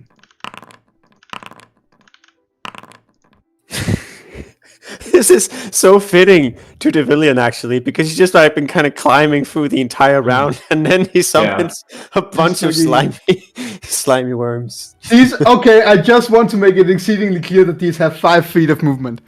Yeah. Yeah. But look, this is some strong boys, though. They're beefy. They're beefy and Climb the ceiling. can hurt. Yeah, so I mean, Wait, you can summon them within 60 feet, so I think you can drop them on the So ceiling. I have actually, yeah, that's a point of order I was gonna ask about. Can I like do that if do I place them before I know what creatures I get, Yeah. or after I know what creatures I get? Because I looked at it as part of the summoning, so like as you know how much power you want to exert towards this, and then you kind of are adjusting based on what you're bringing forth, and you're figuring out where you want it to go. okay, Yeah, that's good. well actually. then yeah, Because, like I think for can I other like situations. basically I'm gonna like just place them as mines. So sorry, I am doing something here. Can I not? I don't think just you a can sec? move them. Just ping where you want, and I will adjust But- them. Yeah, okay. So But I can want you- one over here. Sorry, where is Oh. the ping there? But why not drop it on top of them? Can I do that? I don't. I think they're too far away from me. I think you'd No, have to no, move no, 60 closer, feet. but you technically. Oh, you can do that. Yeah. How much? How much is it? It's 55. Sorry, 60. It's exactly 60. Yeah, but you also have to like take into account that it's upwards as well. Yeah, true. Yeah, I think you'd But, have to I mean- move a little closer. But, But you you do still have movement. Yeah, you Okay, started so 5, here 10, 15, and you moved. 20, I 25. guess you've got 5 movements, so you could move Hmm. a little closer. I can move a little closer, and that should be able to like allow me to do it, right? Because Yeah. Either way, I it's assume I better can that they start see on the top of them ceiling. anyway. Yeah, I think you can drop on top then. All right. I So, mean, yeah, at least three- 3 of them. Slimy boys. So you could Yeah. have, yeah. So, well, I'm So, just gonna stick them a little off to the side so we can still see everyone. But these are directly above them. You're just dropping them 20 feet above and then just. I mean, yeah, I guess technically I don't even have to drop them 20 feet above. I can just like drop them right above their heads and then just like immediately suckle on. Oh, you know, yeah, that's an interesting but thought. the further they fall, the Yeah, more that's damage the they thing. do. Oh, Yeah. okay. That's a Yeah, good point. but yeah. you No, could no. technically stack all of them like in the same like column, if you will. So you've got like one at Oh. 20 feet, one at Oh. 15 feet, one at 10 Good feet. point. Fuck you in particular. So, which one of these which one of our enemies looks the most beefy? All right, so looking at them, you can see there's Well, a what do you go small gnome down here at the bottom. He's got like a pickaxe out. He looks strong. In the middle, there's some sort of you would think this is a spellcaster. They've got I think there's some artwork on this one. They've got like a giant scepter in one hand with this like blue glowing orb on top, and then the last one just looks like some sort of cutthroat. He's got gear that makes you think he's probably nautical in nature, and he's got that kind of sway like he just got off a ship. Couple Okay. of scimitars strapped to him. He looks strong as well. Yeah. So I think it's gonna be one on the deep gnome and then 2 on each of the other 2. Okay, so let's. I think that's how we're gonna be doing it. Yeah, I'll just put him like this. Whoa, what happened to the other guy? Just didn't want alright. it. Nope, I'm out. Okay. All right, so you've got the one falling. You can put one then like at 15 feet and one at 20 feet. So one would fall. Yeah. Let's see, how does their drop thing work? So it's per 10 feet 1d6. fallen. Okay, so the Yeah. first one, or one of them would get become 2d6, and the other one would stay as 1d6 then. No, I think it's one. The lower one becomes 2, and no, sorry, it's not plus 10 per 10. It's just 10. Yeah, you're right. Yeah, sorry. right. Yeah, Okay. yeah, yeah. No, we're That good. would be strong. Yeah, because these so, are only like a half CR creature, so they're pretty. Yeah. The first one Still a really is good feature. the first It's one so is strong. it falls like 10 feet, so that's 2 points of damage to the assuming he hits, of course.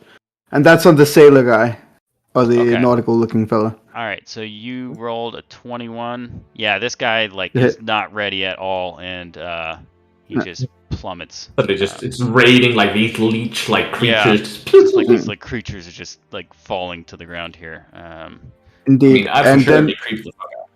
and then the other one who does 2d6, that is. Oh. You hate to see it, man.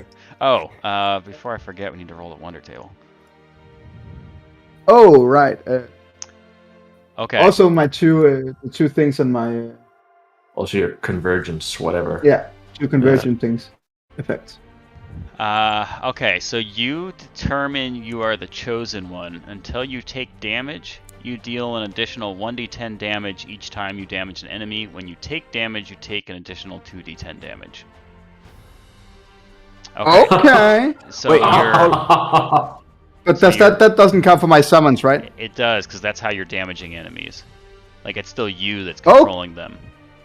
Wait. Oh shit! So that's another D10 for the first attack. God damn. Yeah. Yeah, so that Shit, first one son. that hits. That's 7 extra damage. Okay, another 7 off. Yeah. But then like, okay, so now it's the ones on the caster. Okay. Start with the lowest, the one that only gets 1d6. That's so I that one assume doesn't hit. hit. And then the one that gets 2d6. What are these rolls, bro? My goodness. A 1, a 4, and a 3. These numbers, man. That's Bloody fine. hell. Also, are you remembering to add? I know this probably. Remember that adding the extra to hit modifier since you. Oh, you I did. don't Did you get even any. augment? Not for I this don't get it. particular Didn't one, augment yeah. them. Yeah, he got, Okay. instead of getting augmented ones, he ended up with just like a bunch of them. Yeah. Okay. I see. But the thing is, this is also like a one-time thing because they can move 5 feet, and Yeah, they can yeah. only do the drop attack, so they don't really have like much else to do. And Yeah. then the Swift Niblin. But there's the attack of opportunities. Oh. That I assume hits. That one hits, yeah. So you add another D10 on there, and this one Right. this one should have an extra D6 because you dropped him from the 20, I assume. Right. So that's also just gonna roll that. So that is a Nice. total of 12 points of damage to him. Okay, As 12 it just damage. grasps onto him. Okay, yeah. So this like slams down into him. This guy's looking pretty Hmm. beat at this point. He's definitely bloodied. Yeah. As this Yeah. like Which one? the deep gnome over here, the little guy. Oh yeah. Yeah, oh yeah. so I could just one go of- see the. Yeah, I mean this thing's like almost the same size as him, and then just like slammed into him, and staggers him a little bit. He does right himself, but he is not looking amazing after that. By the way, all the ones that miss, they take half the normal falling damage they would have. Oh, So- half the fall damage or half what? I guess that's the same. It's a D6 per 10, right? Yeah. Okay. Yeah. So let's see. So this, I'm just gonna do the ones on the right side are the ones that fell from higher since or actually on the left side since we had 3 of those. Okay. So these guys take. I'll just roll a flat damage for all of them. A D6, and then a 2D6. So the ones, 1 damage. Okay. And the ones that fell from more take 9. Okay. But halved because But halved, yeah. Okay. So those guys will take so that 4. 4, right? Yep. Okay, you updating it? Yep. Okay, and these guys just take 1. Yeah, but now those are just there because they literally only have the drop action. Well. Oh. Oh, I thought they still used that as an attack. Nope, they don't- literally only have the Oh. drop action. It's 1d6 per 10 feet. That means if it's 0 feet, you get 0d6. And yeah. So yeah, okay. Instead to pick them up and throw them at them. But I do also have the feat of like taking or doing 1 extra d10 on my attacks. So that is still. Yeah, that so was one of that's- the rolls. What was the other of the This is rolls? Because still I as rolled strong twice, as, right? Sorry. I rolled twice on the convergence board because I am a convergent one. So when I summon, and then because I used the point of convergence. Oh, that's a good question for clarification in the rules. I was thinking this would only happen once per round, but maybe it should happen twice per round. I don't know. It's just that's how I assumed it, at least. No, I kind of do like that. To really get that feel, because when you hit level 6, you get to roll twice whenever you have to roll and choose whichever option you want. So then you could potentially be getting, like, when you're using like the big thing with point of convergence, you're getting essentially 4 rolls on that and then choosing the 2 you want, which could be kind of fun. Yeah, let me make a note on that. I do like that. Okay.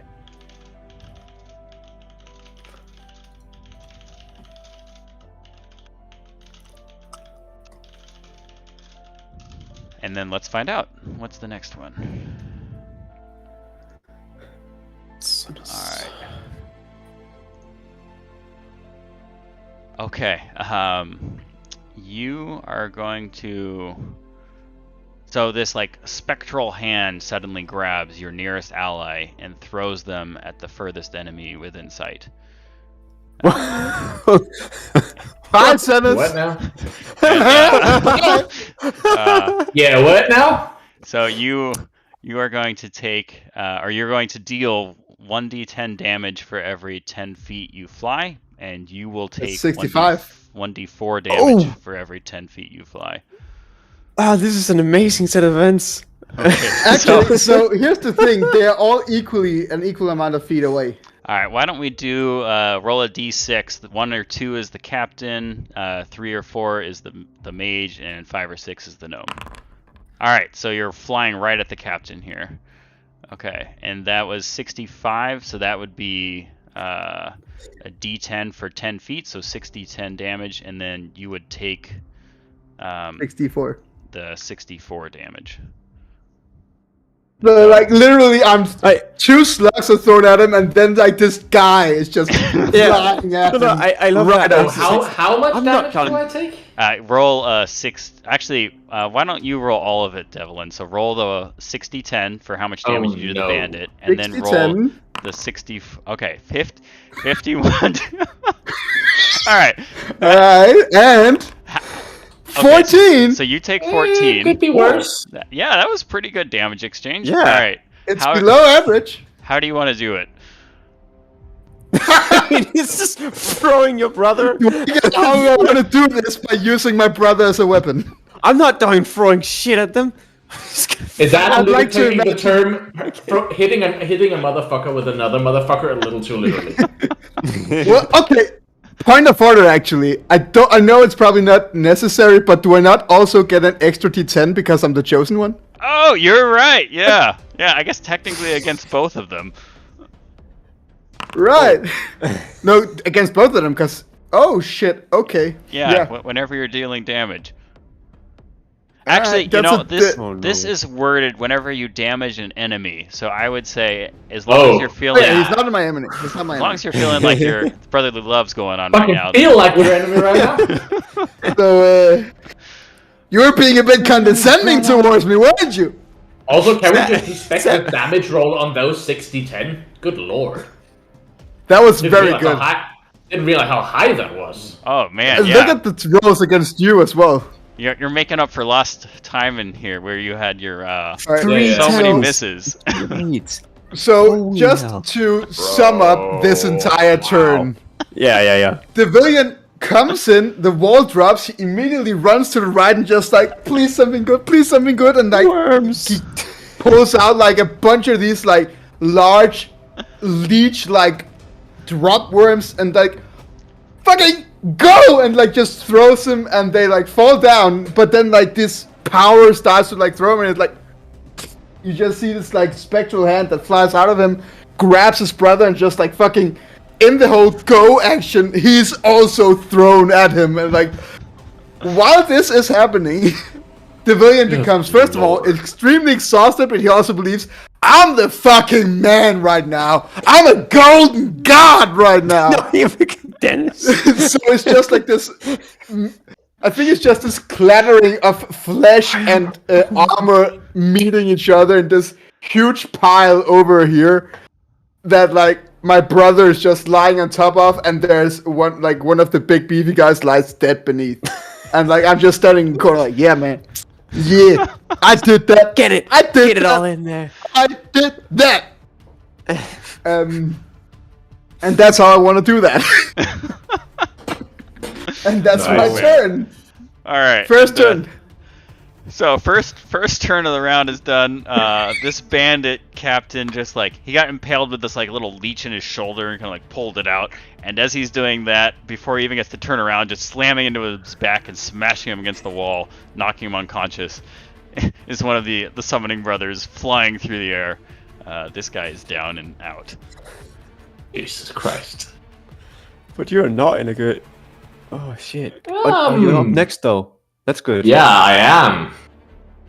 This is actually probably the best thing that could have happened to us. Yeah, more or less. Alright. Oh, why is he back? Right. So you're just gonna hear from the other end of the room, just send a shout, what the fuck? And then you're just gonna hear footsteps as you take a few steps back, and then he's all the way to the corner, and then he's gonna... Is he gonna hear? That's actually a good question. Yeah, he's gonna Hippogriff, and he's gonna augment 1. Alright, as you move, this guy attempts to hit you with his staff, but not gonna Oh, yeah. No. Just bounces off the shield. He's too caught up in all these like little grub things all over the place. Yeah. Alright, I'm just going to you go to the said classroom real quick. Hippogriff? Hippogriff, and I'd like to place it like around here. Okay. Yeah, and then I would like to make an attack first on the Swiftniblin. Okay. Let's go. Yeah, that'll hit. Yeah. For max damage? He is down. Nice. That Jeez. drops him. Cool. Yeah, and then... Oops, can you please move the Hippogriff like around the other side? Sure. And then take the second attack on the thing that's kind of hidden by all the worms. Okay. Not gonna hit. Alright, yeah, that one misses. Actually, let's see.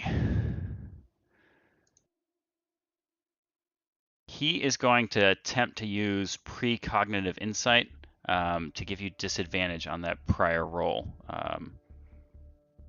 The one against The beak, yeah. Okay, See I if can he roll again. Force you to miss his ally here. Nope. I Oh. don't think so.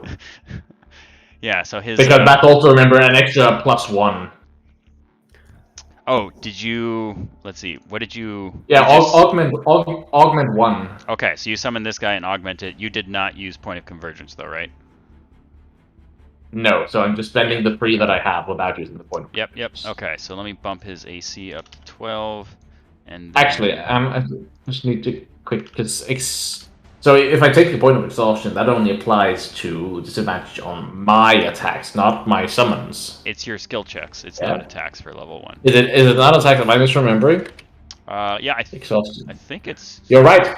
Okay, in that case, can I retcon and say I would like the point of conversion, so it becomes an augment 2? Okay, yeah, so let's bump that up then. So instead of 12, that's 13 for armor class, and strength becomes 21.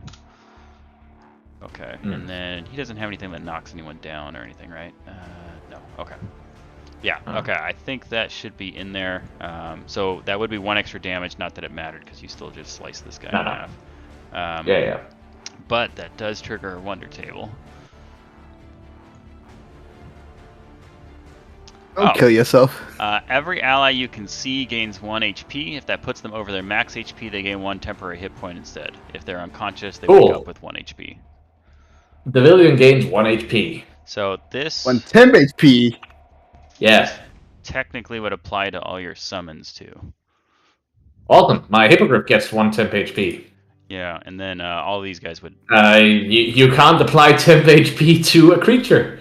Oh, that's an interesting thought. I mean, we can just keep in mind that any damage it takes is subtract 1. So. Yeah. I mean, you could just bump up its max health, or Oh the yeah, health above it's the he's max. probably right? not gonna. Yeah. Does that work? Yeah, it works. Okay, cool. Yeah, Okay. that Cool. shouldn't be bad. All right. Yeah, and then technically, Mantis, I don't know if you took it, but you would get that 1 health as well. No, because I can't see him. Wait, sorry. You could when you started though, because you cast this, or did you move first and then cast? No, I moved to the corner first. Okay, so you're right there. I cannot see Mantis. So it would just be these guys down here. Okay. Yeah. All right. So that puts us. That was your turn. This puts us to the mage's turn. You see him holding his staff and kind of swirling his hand around the scepter on top, where there's this swirling orb of energy, and then he passes his hand through it and kind of swipes it. And I need Zenhus, the Griffin, and the Piercers to all make a dexterity saving throw.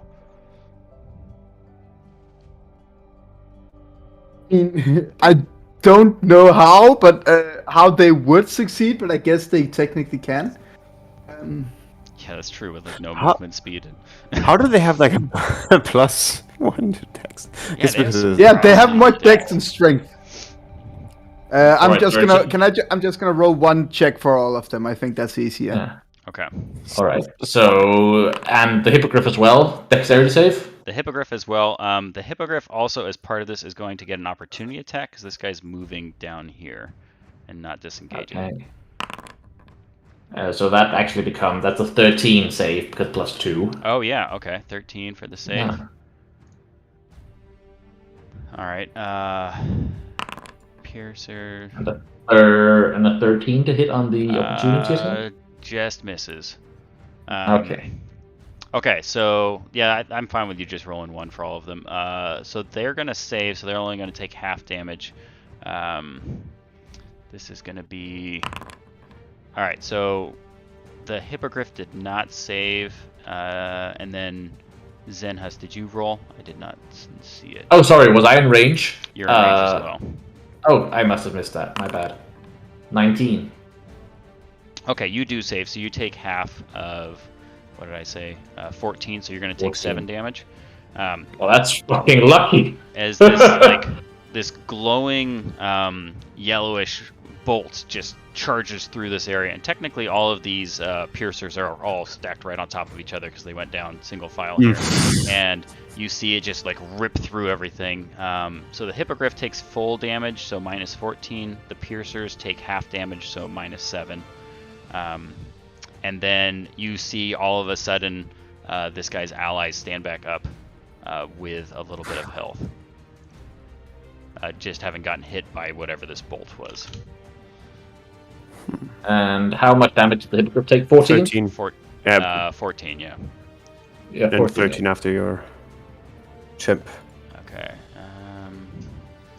So much stuff here. Oh, yeah. No, but we already did that, so it's fine. Let's see. No. Okay, and then these guys have stood back up here. Oh, All they're right. back? Yeah, so you you can see this like energy bolt just like rip through everything in this line, and it seems to be damaging his allies, or damaging his enemies and healing his allies. Bro, what the fuck? That's all I have to say about that. So does that mean that the guys come back up, Yeah, so they stand or the back guy up. that was down? Yeah. Okay. And that puts us at the bandit captain's turn. So there is just too much crap around here. He is going to start swinging at these leeches that have just tried to destroy him. Yeah. I guess he doesn't know what their deal is. Well, he also thinks he They got have- hit by one of those when it was Yeah. actually Zenhus. Yeah. Oh, They have yeah. 15 AC, so 2 of those Okay, two of hits. those will hit. They're so beefy. So it's going to be 9 I mean, off this consider one.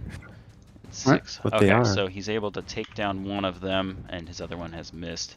That puts us at the gnome's turn. Let's see. He is going to use his war pick on one of them.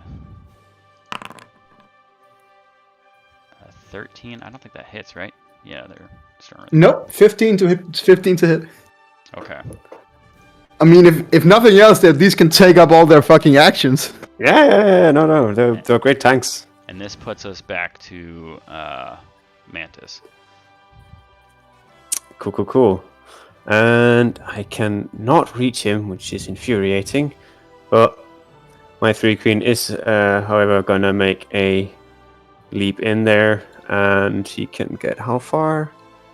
I guess he runs a bit and then leaps, so he ends his turn here. Okay. I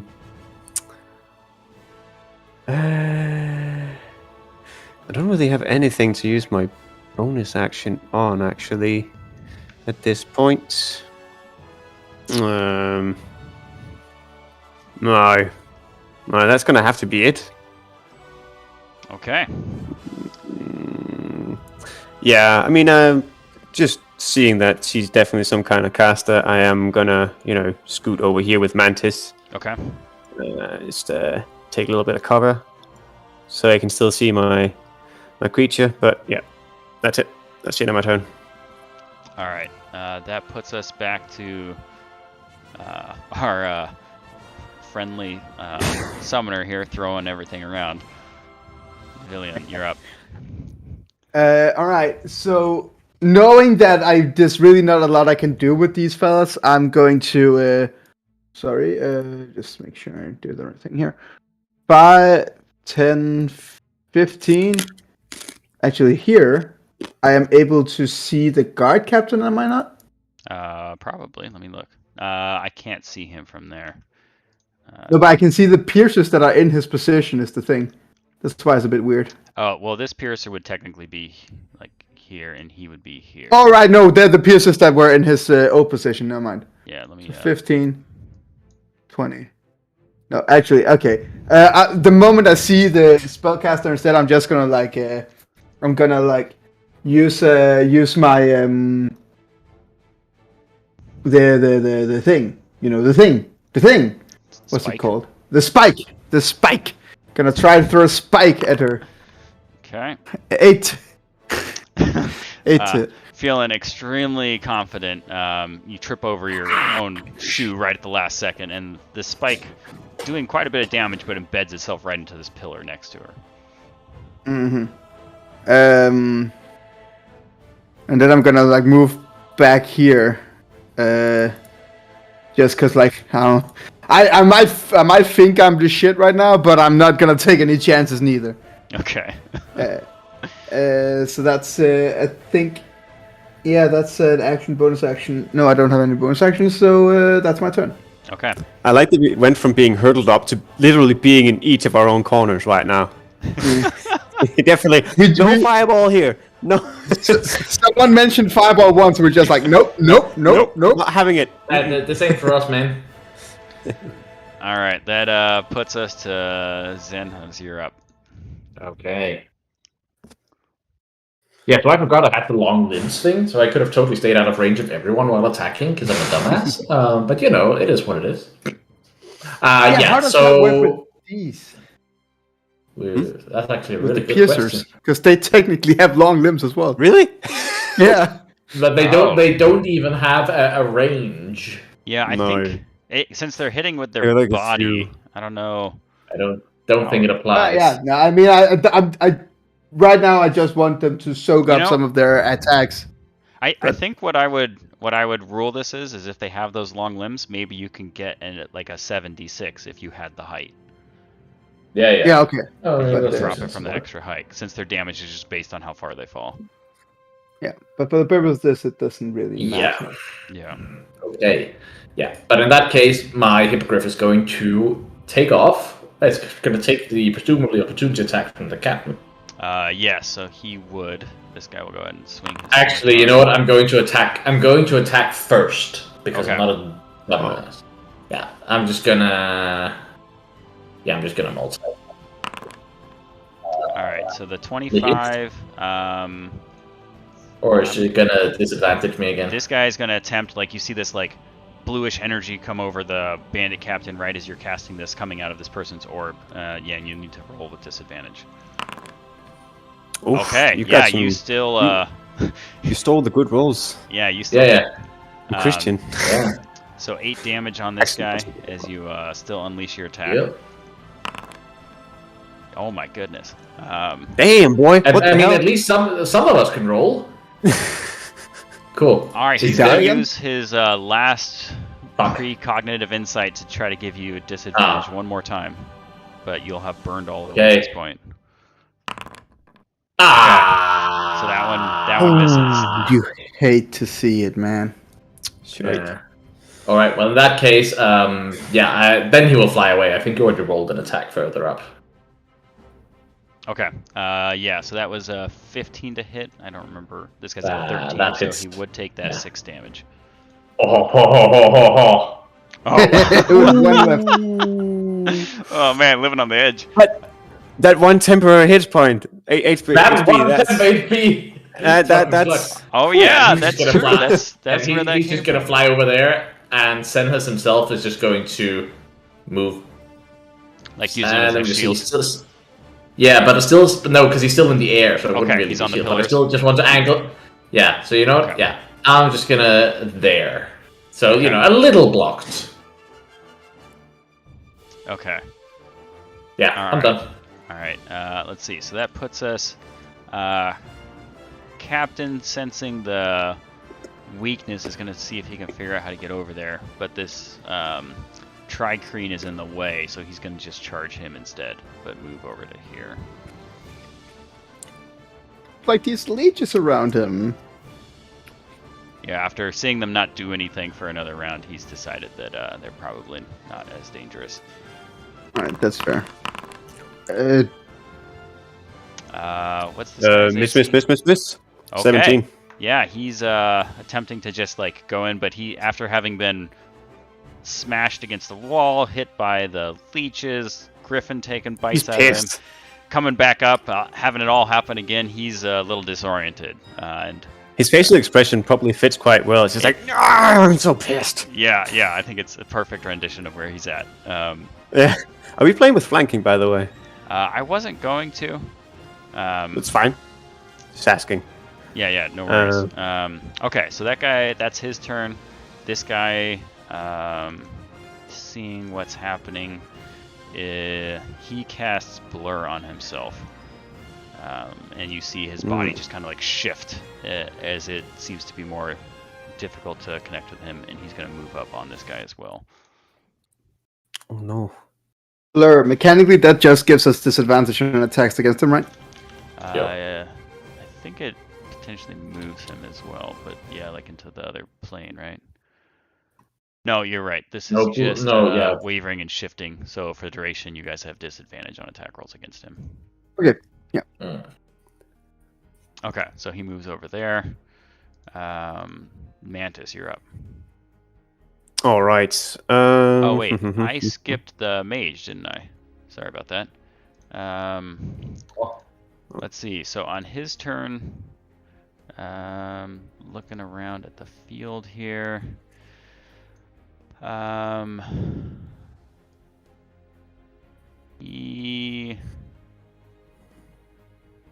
think he's just going to attempt to see if he can stop Zenhus and this Griffin here, who've been tearing everything apart. I need you to make a intelligence saving throw. Same for the Griffin. Hey, that's not great. That's really not great. All right, so And intelligence. Okay. okay. I think the Griffin's actually going to succeed. Plus he's got 2 that for the bonus Griffin. to his, yeah. Okay, so suddenly you see this like giant spectral horse appear next to you, and these chains shoot out from them. One trying to latch around your ankle, and another trying to latch around part of the Griffin, or the hippogriff. And the horse starts running away with this. And from your guys' perspective, Mantis and Devlon, you just see like Zenhas like strangely like crawling across the ground, like he's doing this to himself. But in your mind, you're being drugged by this thing, and He's fucking exorcist. yeah, it's pulling you straight towards this fire. You end right next to it. Hippogriff actually doesn't get affected because it's saved, and you take 1d6 damage. Yeah, so you'll see Senhas get dragged along the ground, and then suddenly he stops resisting and just goes limp. Oh no! And that means the griffin goes down as well. Oh yeah, shit. Well. All right, that was all of their turn. Now it's Mantis's turn. All right. Seeing as these guys are all surrounding my poor little 3 green, I am gonna hit at the already furious bastard. Okay. And gonna start with a bite attack.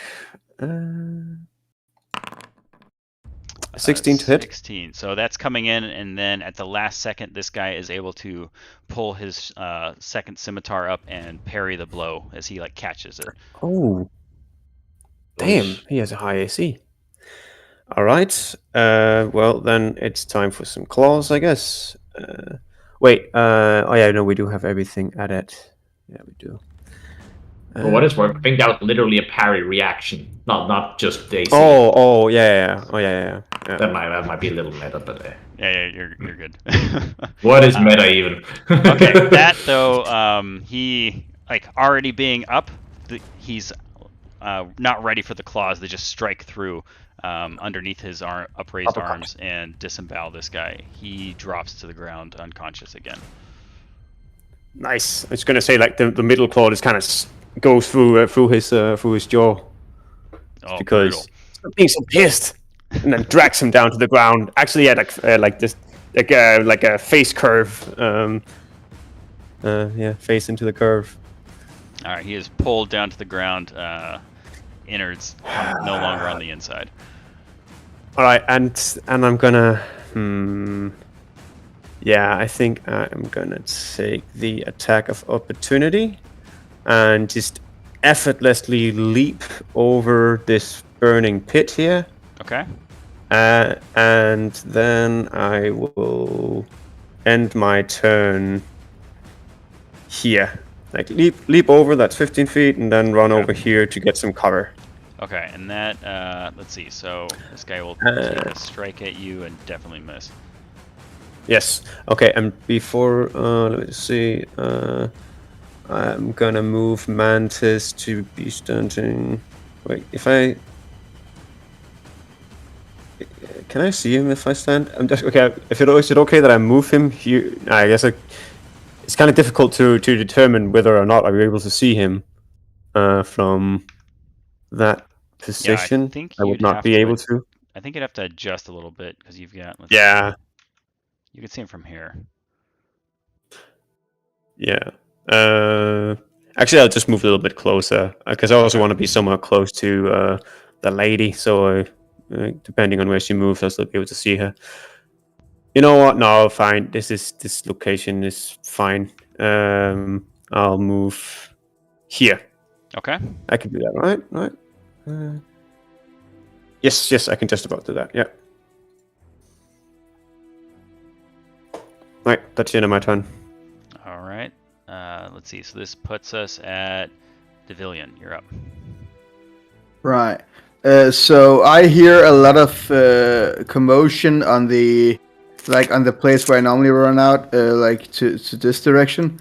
So I'm going to instead move around here and like come out here, and I don't see that my brother is lying down.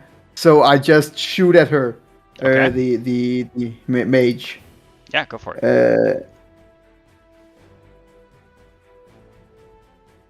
All right.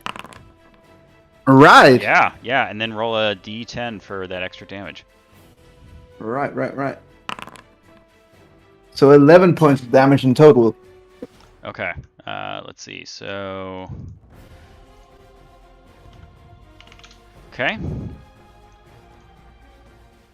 Right. The spike just kind of like slams into her, and usually like it would just get stuck there, but yours seems to just have so much force with it, it goes straight through her body. She lets out this scream. All right. But that was 5. That was, sorry. Let me just check. I was here, so that's 5, 10, 15, 20, 25, and then I have. Oh well, should be able to get back at least. Here. Okay. Yeah. All right, and that's the end of my turn. Okay. That puts us death saves in us.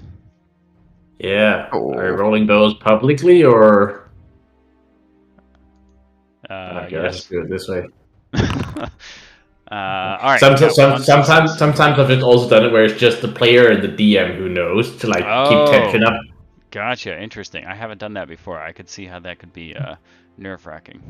I feel like if you Make see sure them- with your pants. yeah. I have a game where the DM rolls them exclusively, so even the player doesn't know Oh. until it's too late. I feel like that's so brutal, though. I don't want to be like the actual person to have killed someone. I want them to kill themselves. That's fair. I will say I've also been asked to roll it for them because they didn't want to know. Yeah. That I'd be fine with. I rolled a natural 1. I was not fine with it at that point. To be fair, natural 1 is just 2 fails. It's not an instant death. Yeah. Unless you already have one. They did survive, so. Yeah, that's They it. did Jesus survive. Christ. Yeah. All right. So, I guess no one's really paying attention to you. You are starting to stabilize a little bit. Yeah. But I guess that's not really any visual difference, so... Yeah, from everyone else's perspective, you just still are down and not moving. All right, let's see. This takes us back to the mage here. All right, so kind of seeing where everyone is at the moment. He's going to just drop a magic missile here. He's going to shoot one of them at each of you. So, the Villian, the Trike. Can he see me? Yeah, he can see you. Because I will say my point of moving back was to get to a point where I wasn't able to be seen by any of them. So I thought I was there. Gotcha. Like, these pillars aren't quite wide enough to like hide your whole body. It'd be like hiding behind a tree where they can still see you. I just now noticed that these are actual arches and not like full-on walls. Yeah. I'm dumb. Okay. You know what would have been really fun for all 3 of those magic missiles to just target the one down player and just 1 death save, 2 death save, 3 death save. No, that's fine. It's supposed to be non-lethal, remember? Yes. Die, you. All right, so let's go ahead. First one will be against. Oh, and it's going to add a D10. Oh, 2D10 for your. Yep. Okay, so that's going to be. Shit. Let's see, 2D10. So that'll be. That's not too bad. 10 damage to you for the magic missile plus triggering your effect. Although you then no longer can do those extra damaging rolls. Okay. Well, okay, so here's the thing. Now that I know this is an arch, I would also know that my brother is lying there, right? Yeah, if you would probably have seen him get hit and fall. Yeah. Okay. Yeah, I Actually, don't know why you would I have seen him legit get thought these were dragged, walls. For sure. Yeah. I legit thought these were walls. Yeah, full-on walls taken care of by. Yeah. No problem. I definitely also made like two really horrible choice. One was I straight up just murdered that guy. There's no, I should not have described it that way. He should just give him a really hard slap to the face. Instead, it was just impaling him. It's like that's not.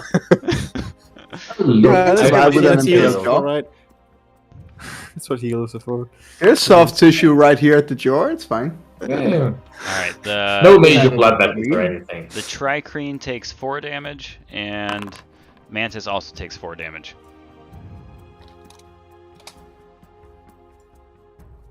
Alright, and this guy, kind of seeing these, he's just going to walk around these things.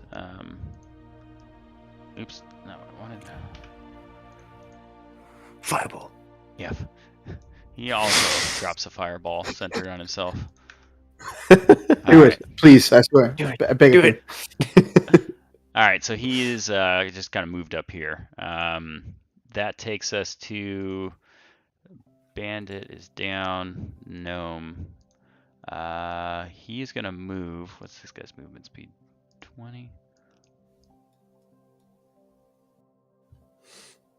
Alright, so it takes full movement, but he does move right up on top of you here. Movement and action. What if he together. didn't, though? That'd be cool of him. That's true. He could shoot a dart at you from range if he wanted. Yeah, I think that'd do less damage to do that. Oh, we don't have the. I see. Yeah, you know, that's a good point. That's probably what he would do. He would move 20 and then hit you with a No, I don't want to like influence what you're saying. I just think it would be a lot cooler if I didn't die. All right. Let's see. Dart is not going to hit. All right. Yeah.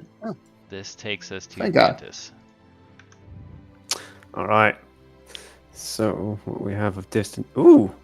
Wait, no.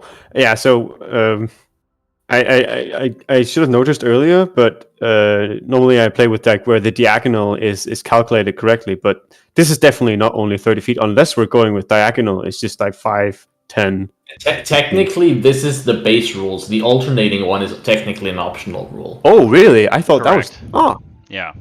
Yeah, so we'll go with Well, base. in that So that would get you in there that- for 30. in that case, I think it will go for this. She seems like she has some stuff up her sleeve. So my 3 queen goes here, so he's within 10 feet of her, Okay.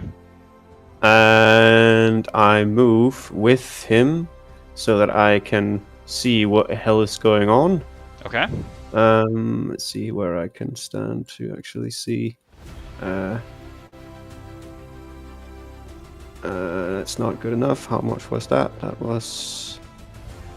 That's 20. I mean, couldn't I actually see her when I was here? Oh, here I can see her. Yeah, I'm just gonna stand here then. Okay. And then the 3 queen moves up here, so he's within 10 feet of her. Okay. Yep, thank you. Yep. And then we start with some biting action. Oof. That hits. Hopefully and, hits. Let's see. That's DC 13 Con- con save. Yes, exactly. Okay. So let's see. Please be low, please be low. I failed. Alright. So, Nice. for now it's just poisoned. So, she is now considered poisoned. Okay. That's still disadvantage and everything, though. Yeah, it is. Poison creature has disadvantage on attack rolls and ability checks. Yeah. Okay. And then we also do some damage. Yeah, we do the 6. Oh yeah, and then the plus D4 as well. Oh, because this is And the first time you've hit, 4 right? psychic. I said this is the first Yeah. time you've hit, right? Yeah. Okay. Yeah, and he stayed in battle, so Okay. So that is down 10 damage. Okay. wait, no, he did hit. No, he did hit Oh, he before. did Like hit, that was okay. the last. Yeah. No, no psychic damage. No Okay. psychic So damage. that's back. Okay. All right. So down to And then 6 a damage claw. from bite, and then yeah, go ahead and do And the then- claw. That also will hit for 8. Okay. Yep. Cool. 4 and a 1. And see, he went there, and I have 10 movement speed left.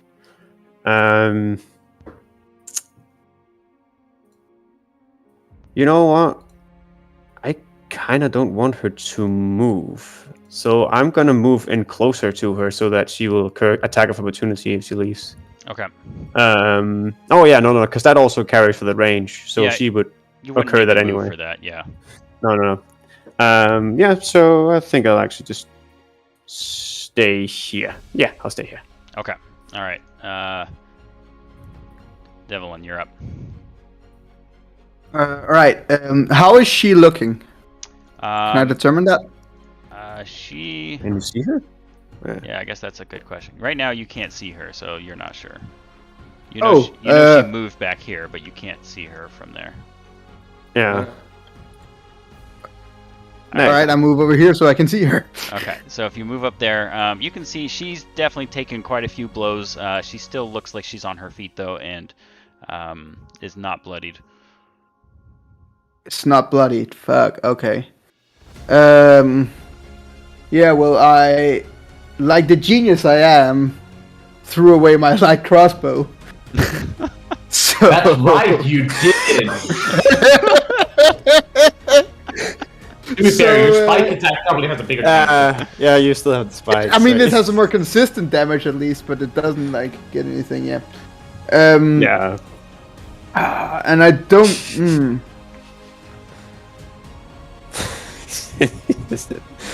I am going to just spike it. Irrational little guy. I hope for the best.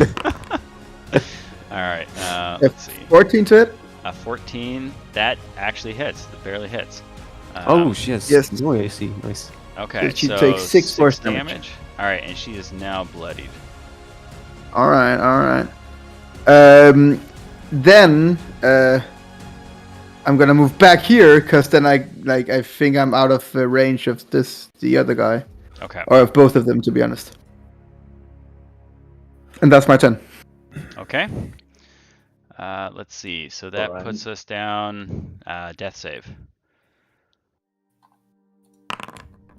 Oh, Ooh. All right, we got 1 success, 1 failure.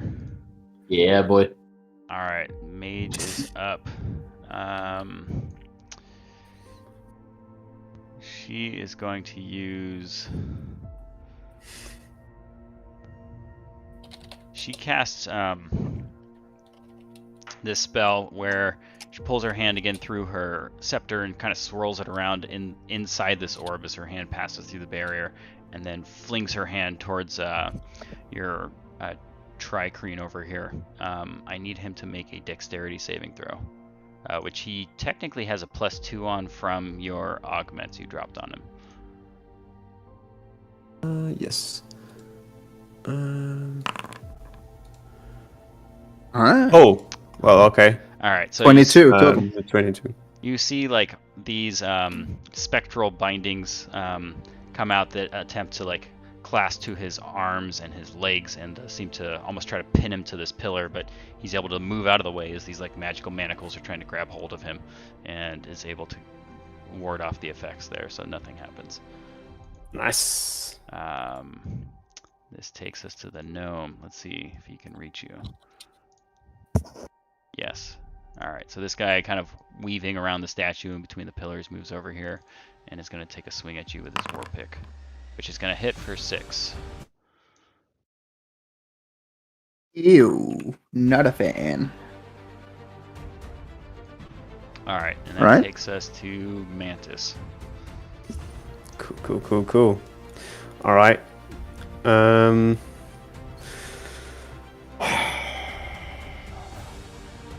I do not feel good about Senha's situation. Although I do really want to get this mage down before anything happens, but we are, yeah. I guess we are under the impression that no one will just straight out be allowed to just die, or is it like is the notion that this is potentially lethal? I mean, we've clearly already had one person die. Yeah, so but that was your- under different circumstances. Your perspective coming into this was that they attempt to keep this non-lethal, but accidents have happened in the past. Yeah. All right. So would we believe that if this fight goes on long enough, he would potentially die, or would they like that's the bamf in and drag him out before that happened? You're under the, well, up until the fireball issue, you were under the impression that he would not be allowed to die. Okay. Now Because things they- are different. Yeah, they essentially want based on what you know about this trial, is they want everyone in it to survive, because there may be people that have done really well that even the city itself could use, bringing them in for guards or even a captain position, things like that. So they don't want to kill off the second best person. They want to use them still. All right. but this was kind of Alright. shattered a little bit by the fireball incident. Yeah. I think I think civilians. Sorry, go on. No, I mean I will have to do the in character action to try and help my brother. So I will run up and try to stabilize Senhus as to my best ability, which is probably pretty bad, isn't it? I would say I think Devilian, like believing in the or knowing at least of the chaotic nature that can be in your powers, I think he believes that this fireball incident was a straight up like it killed him outright. It didn't like knock him down or unconscious and then he died. So he still believes that they will like tap him out if need be. Okay. But the thing That's is, why like, he hasn't like gone to help. yeah. But the thing is, like, we already kind of give it that time. It's like, oh, okay, they're still not doing anything. So it's just this is just kind of like him being impatient, or it just there's something needs to be done. 11 on the medicine check. You roll with disadvantage. Yeah, because you have that second level of exhaustion. Is a death save an ability? No, that's a saving throw, of course. So, Okay, so you think you've kind of got to figure it out, and then you stick your finger into the wound a little bit to like push some things back. Where you think they're supposed to be. wiggle around. And then you're like, it's like, well, maybe it's the other wound, and you pull your hand out and stick it on the other side, and then it's like, you think maybe his shoulder's a little broken, so you're trying to like shove that back into place from when he got thrown across the room, and by the time you're done, like, he's not looking any better than he was when you started. He basically lost. took a death save. It's one damage. That's one failed death save. Yeah. No, it's not. No. I was just kidding because I was doing such a horrible job. Sure. No death saves occurred. This is all RP here. just horrible. He's definitely not a medic. All right. No. But that is it actually, because that's the action.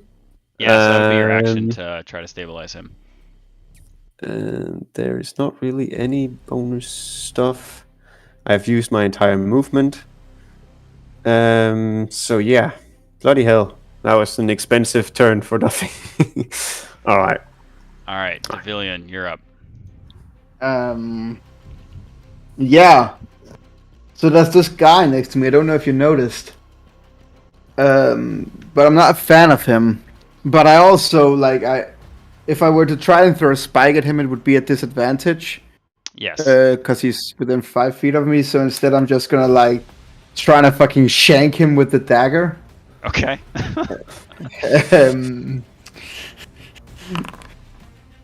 Yeah, that'll hit for 5 damage. All right then.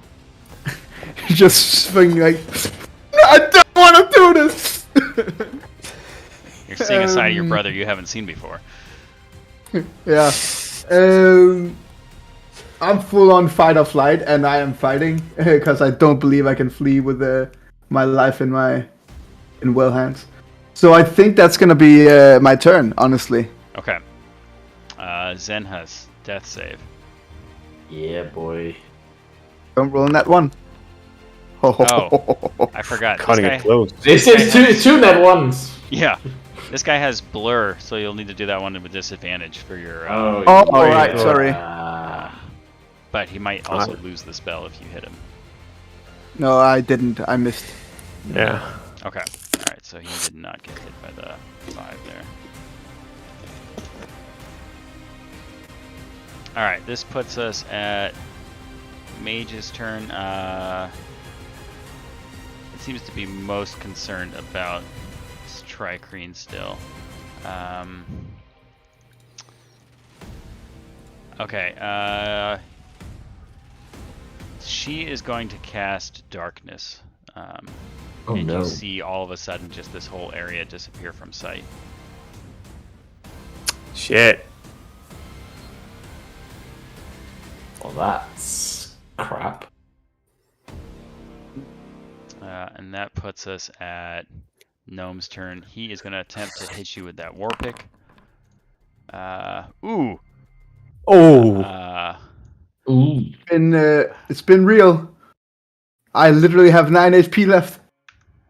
All right. right, so he drops you with that war pick, and then turns towards you, Mantis. Only one left. He moves over towards you. GG, boys. Mantis. Yeah, I you're don't know. The main I'm concern starting is to that lose I can't faith. see my summon. Just have some goddamn faith. Sorry, I've been playing Red Dead today, so you know. Well, last night.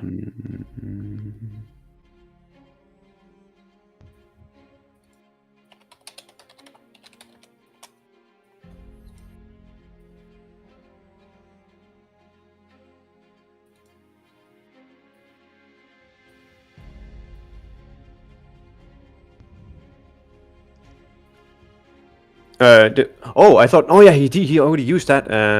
Sorry, no, I was thinking that he had a second attack. Yep, he did his attack and moved over towards you after. All right. So this is magical darkness, and there's nothing.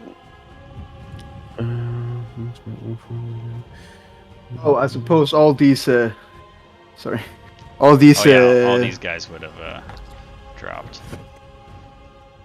I like to imagine it just melt into this like flesh-colored goo. It's just. Wait. Okay. So that's not a sentence I'd hope to hear today. Refresh my memory. The darkness also persists even if you're within. It's not just a barrier, right? Correct. It persists. Yeah. So if you're inside, right now the summoner or the mage can't see either. Yeah. I imagine you'd be able to I still think call it to you, though, right? The caster. Is that a can thing? see. I don't think so. Unless she has Devil's Sight from like the Warlock line, I don't think she can see either. You are correct. Yeah. Yeah, there's nothing that can illuminate. But is that a thing, actually? As Christian proposed there, I think that could be a cool thing to allow the creature to go directly towards you. Something like that, like move towards you.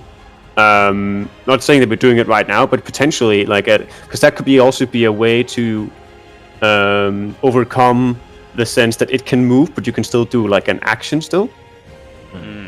Just to improve on the creature's ability to move without you using the entire action for it in case there's nothing else to be done than move towards something. But yeah, I get, but darkness is just a really powerful spell against summoners, so that's also something that's it is going to have a huge impact.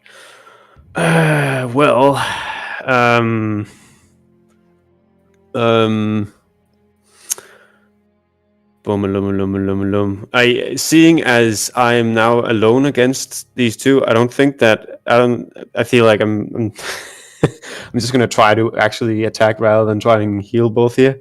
But I don't know if that. I mean, okay, I don't know if like you want to do this, but is there the possibility to yield and like give up? I don't want to do that.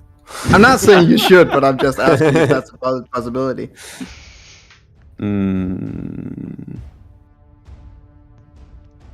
I mean, you would imagine that since this isn't intended to be to the death anyways, anyone could yield at some point if they wanted to. Just knowledge you'd have coming into this. Okay, so if we are considering that this is not to the death, that would I have noticed that Senhas has any summoner points left? It's getting real cynical here, but you know. I don't think you saw me use the convergence thingy with Jake. Yeah, true. Yeah. Because when I knew the spell, of course. So I would assume that it's gone for. It's just so low damage that I can do otherwise. And you're not allowing the creature to just go towards you in just the same direction as you are in. I'm thinking about that. I was wondering, because I was thinking that Mind's Eye would let you control from their senses. So if they had like tremor sense or something like that, they could still move. And if you can't see them, but you're still like within their senses, I would think that would let you move them in a direction you wanted. Because that I think I specifically modify that where you don't need to be able to see them anymore. I have to go double check. So I think that was what I was thinking is the way to get around darkness. Okay. Yeah, while perceiving through your summon, you lose your own sense of hearing and vision. You no longer have to be able to see your summon to control it, though. So effectively, like, you could use a bonus action to assume control of your summon directly, and then maneuver him to wherever you needed him to go. So that would be the way around that. Yeah, with Mind's Eye. Yeah, with Mind's Eye. Yeah. One way this might be weirdly complex, but like forgoing your own movement. No, because that would be the thing. Like basically, how your character moves would be the exact same movement that the creature your summon would take, but that would be some weird. I think that would also be like an augment. Overly complex. Yeah, true. So you want it to, like, you're both moving forward 30 feet, like in a straight line kind of thing, and so it doesn't take a mimic action, rather than a just, control. Yeah. That's but like right now, you do still have like can you even see the lady? You cannot. So I guess you can only basically stab this little fella. Yeah. I'll try to see how well that went for me. I mean, the thing is, how long does darkness last? I think 10 minutes. I guess you wouldn't know. Jesus Christ. Yeah. I have no way to get that darkness away.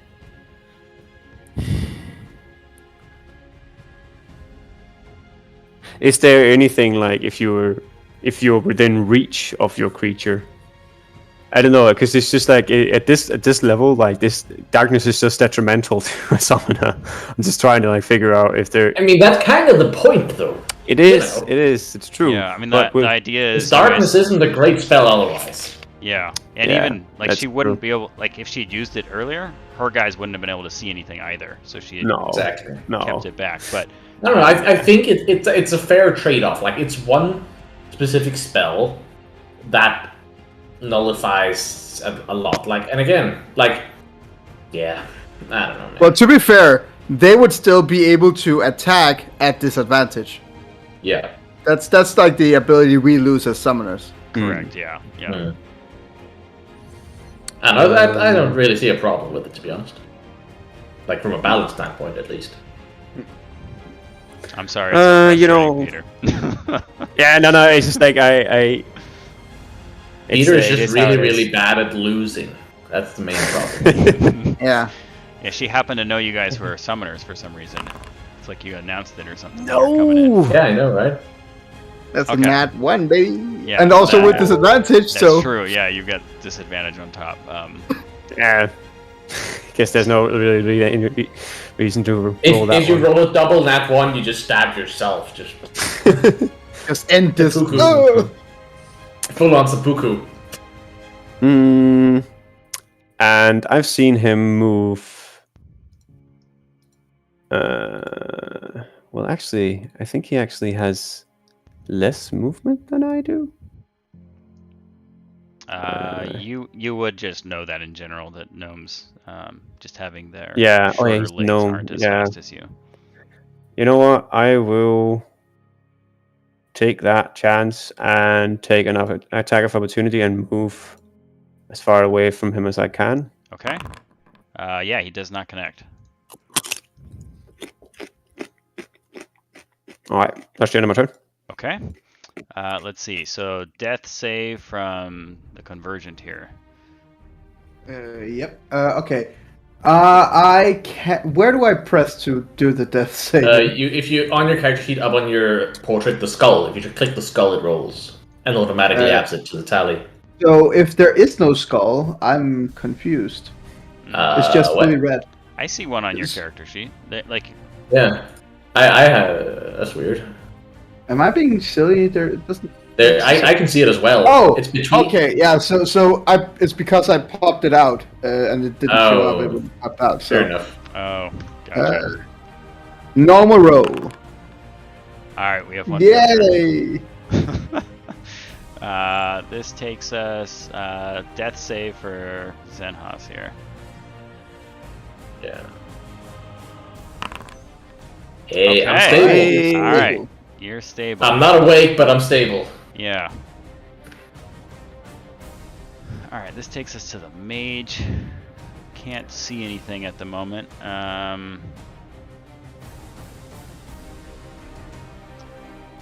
She's gonna come out the bottom down here. Yeah. So she But that's the thing. Yeah. She becomes visible here. You can see she's still maintaining the concentration on the darkness. So that is not visible at the moment. Let me just draw it in here. Looks like right here.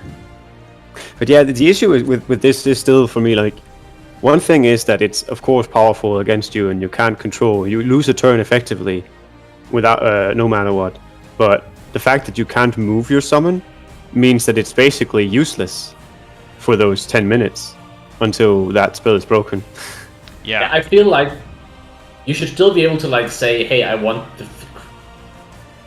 You see, yeah, it's weird because if we stick with the puppet metaphor, like you can still control, like you know the motions for moving, and then just go in one direction.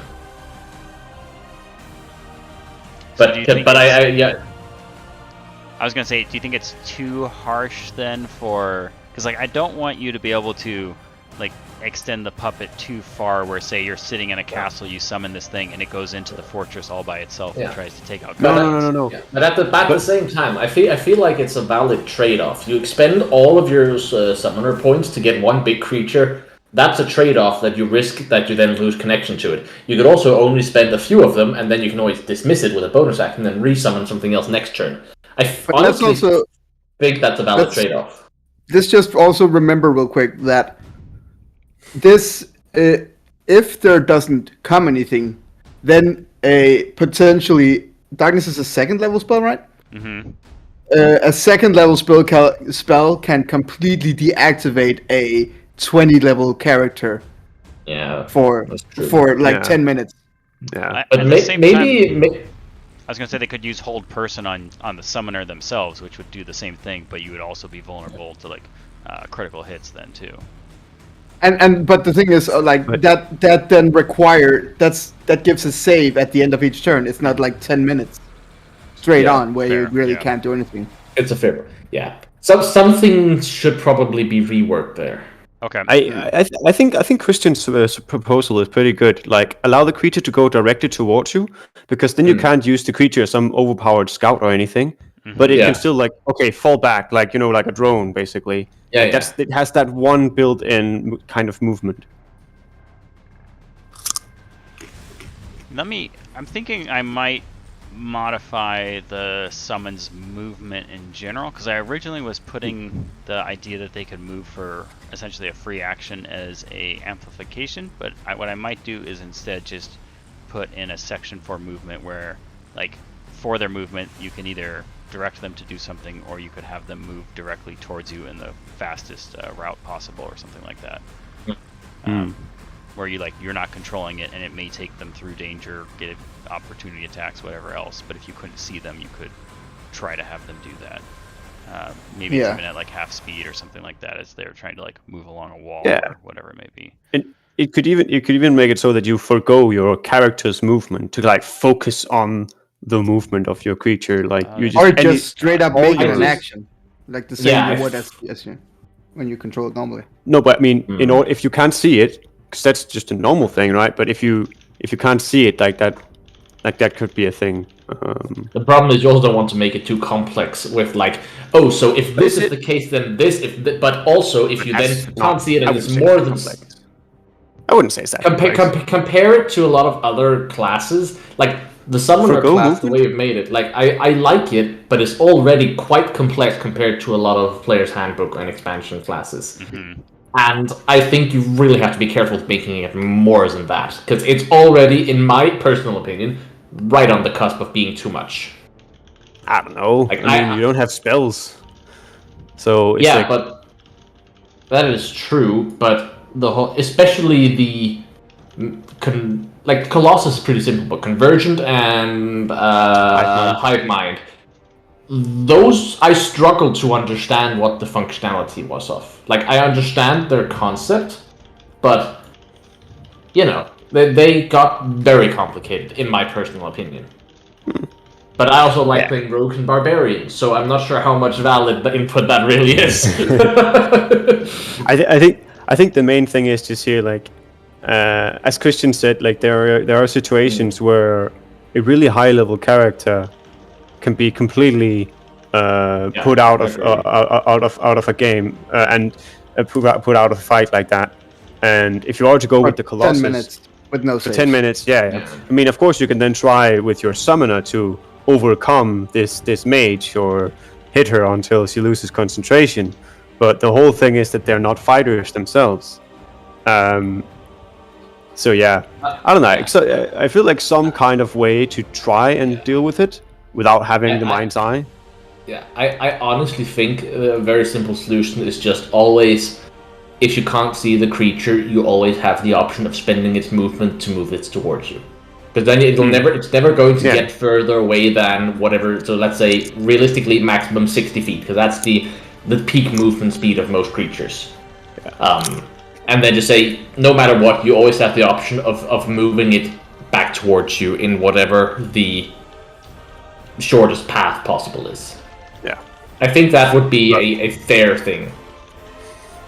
But alright, sorry for taking up so much time with this. It's just like, don't really know what to do. Good with it. So that's the point of the playtest. He's frantically taking notes right now. Yes, I have been writing down everything we've been talking about. Cool.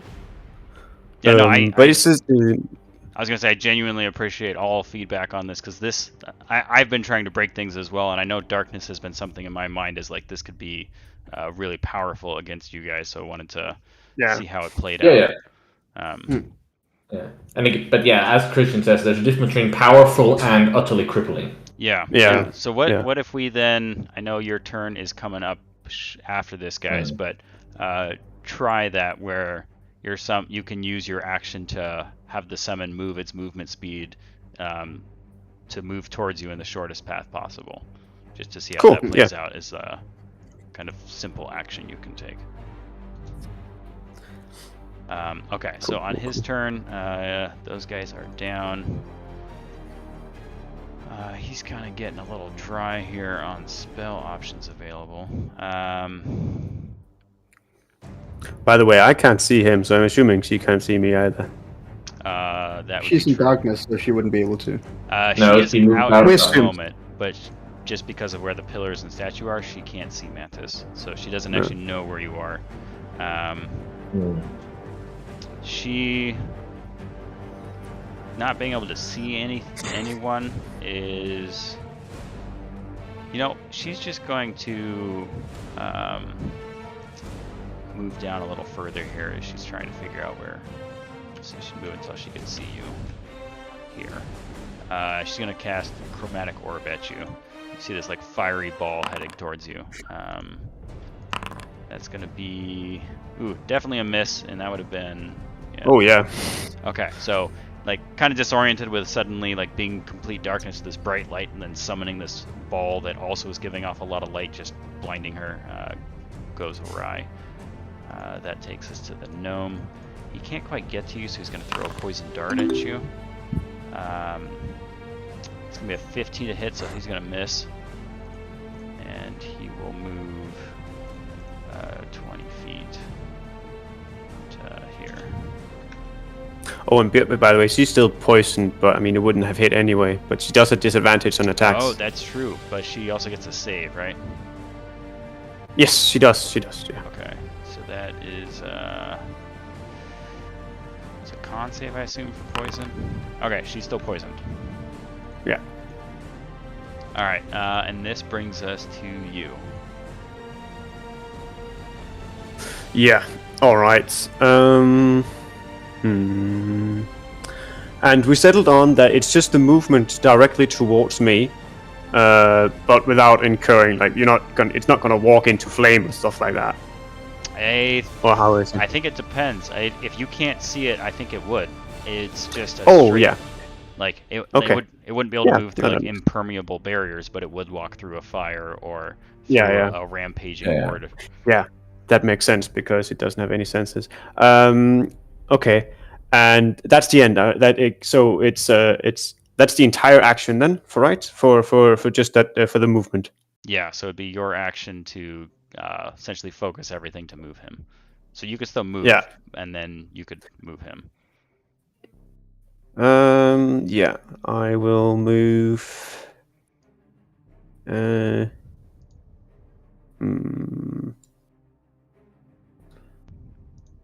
I will move here, and then I will say, "Come on, come to Papa, come to Papa, to my little furry queen." Okay, so And then to, it will like, here. move. I guess you could Does it have to stop be him this as soon pool? as. Well, let's Yeah. see. You're using your action. I think I would word it. You can use your action to move him up to your movements or up to his movement Yeah. speed directly towards you, so you should be able to stop it whenever you wanted. I think is how I'd Yeah. So he'll just move until he's within 10 feet of the gal. So he moves here, I guess. Yeah, he just moves there. He just moves directly out. Because you can't move darkness, can you? Not unless it's on something. No. Cool. Yeah. Yeah. So that's the end of my turn. Okay, and let's see. So that puts us at. Sentence. No, yeah, you're saving throw You're from done. Devillion. Yep. This will go great. This will not be a fail. Told Okay. you. Okay, you got 1 success, 1 failure. That moves us down to the mage. Yeah, because I'm just lying unconscious at this point. Nothing Yeah. else really happens. I don't have any potions for you, mate. Let's see, how long am I unconscious for? So, 2 hours. Got it. so It's one 1d4 plus 1 hours. one force amplification I've been playing with that you could unlock at level 8 is Life Siphon, which would let you, when your summon damages another creature, you could choose an ally you can see to be healed for amount equal to your intelligence modifier. Oh, But it can only trigger Cool. once per round. So whether you had 1 guy or 10 guys up, it wouldn't matter. You potentially Yeah. could have a way to do a very minor amount of healing. otherwise, like a hive mind just with a swarm of rats just being Yeah, just like basically giving off crazy undead. healing. Yeah, that would be. Eh, Yeah, so then that would be, but it is fairly strong for just being like the range. So I you had to get to level 8 to be able to unlock that. yeah, Okay, that's a cool effect though. let's see. So you are still still unconscious, but stable. And then this guy, seeing how his last chromatic orb went, he's just going to cast Magic Missile on. Taking a look between you and your summon, he's thinking you look like you might be the squishier of the two. Little does he know. So that's going to be 11 damage. Okay.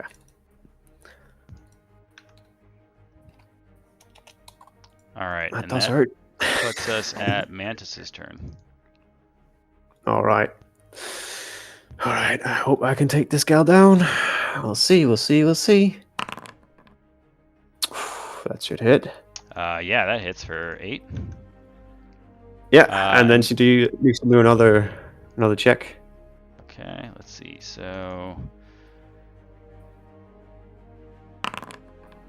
she does succeed on this one. Because yours is only bumped up to 13, right? Yeah. Okay. But she's still poisoned, though. It just does mean that she's not potentially paralyzed. Yeah. Okay. I mean, it doesn't end the effect. It just potentially adds another effect with the attack. All right, and then I miss radioactive. Trying to find poison. So she just takes the 8 Takes piercing. 8. Okay. And for Mantis, yeah, that's it. I'm gonna have to go real quick to the loop. Be back in 2 minutes. Well, not even. Right. Leaving us in suspense Well. here. But that's a. Is it my turn for another death save? Yeah, it is your turn for another death save. All right, and you know what? What's not gonna happen right now is it's not gonna be a nat 1. We all know this is not gonna be a nat 1. I like your approach. It's about Extreme like a confidence. tempting fate, you know. Yes. Yeah, so it is not, and you now have 2 successes and 1 failure. So as long as you don't get that 1 And for it's the fine. next roll, you're good to go. Because the next one is not gonna be a nat 1 neither. It's not gonna be a nat 1. We all know it could never be a nat 1. That would never happen. There's statistically a 5% chance. There's statistically a 0% chance if it doesn't happen. I mean, it's a 50-50 either way. Either it happens or it doesn't, you know? That's correct. And that means it's a 0% because it doesn't happen. I'm telling you. Calling it down. Would never happen. Isn't it the mage and the thing's turn first? It is Yeah. the mage's turn and the gnome now, so he's gonna move up. Let's see, what's his? Oh, I just saw the combat tracker was on the Mantis. Oh yeah, I just moved it down to him when he comes back. Let's see. So this guy can get next to him. So Oh, no. Gnome is able to make it up to you, and he is going to attempt to hit you with that war pick. 11. Yes. It is not going to hit. And the mage, trying to decide what to do here, is just going to running out of options.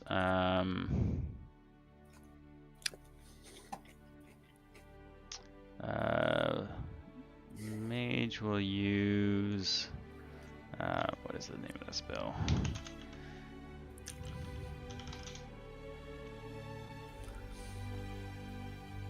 Oh, that's what it is.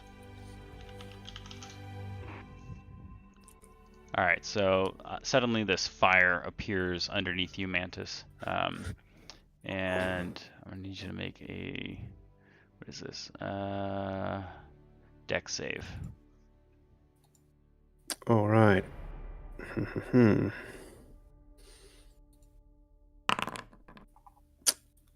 9. Okay, so you're going to take 2 fire damage as this fire has appeared underneath you. Luckily, not a lot. I could have gone. And it seems that the fire is staying there, and when she cast this, the darkness has vanished. This takes us to you, Mantis. All right, cool. I'm assuming she looks quite hurt, right? She does. The mage. Yeah. We're gonna do the close and the bite first.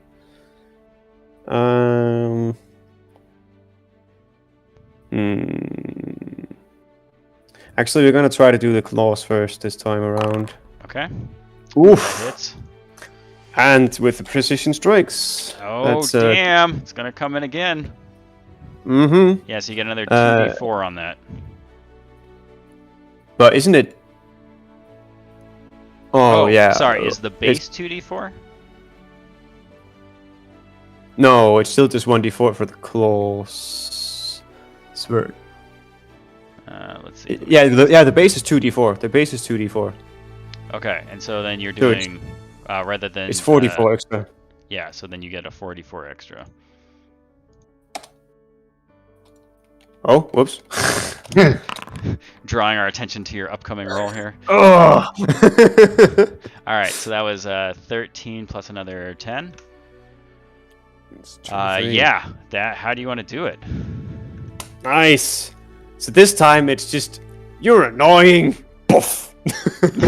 Alright, so this thing with its like extra long limbs like extends out and just slaps the mage and actually that's what it does.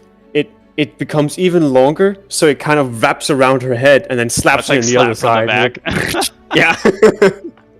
right. And then it pulls because I also have powerful limbs, so I can actually pull the creature. But this time, instead of pulling, it's just pushing. Rather, it's just pulling it, pulling her down.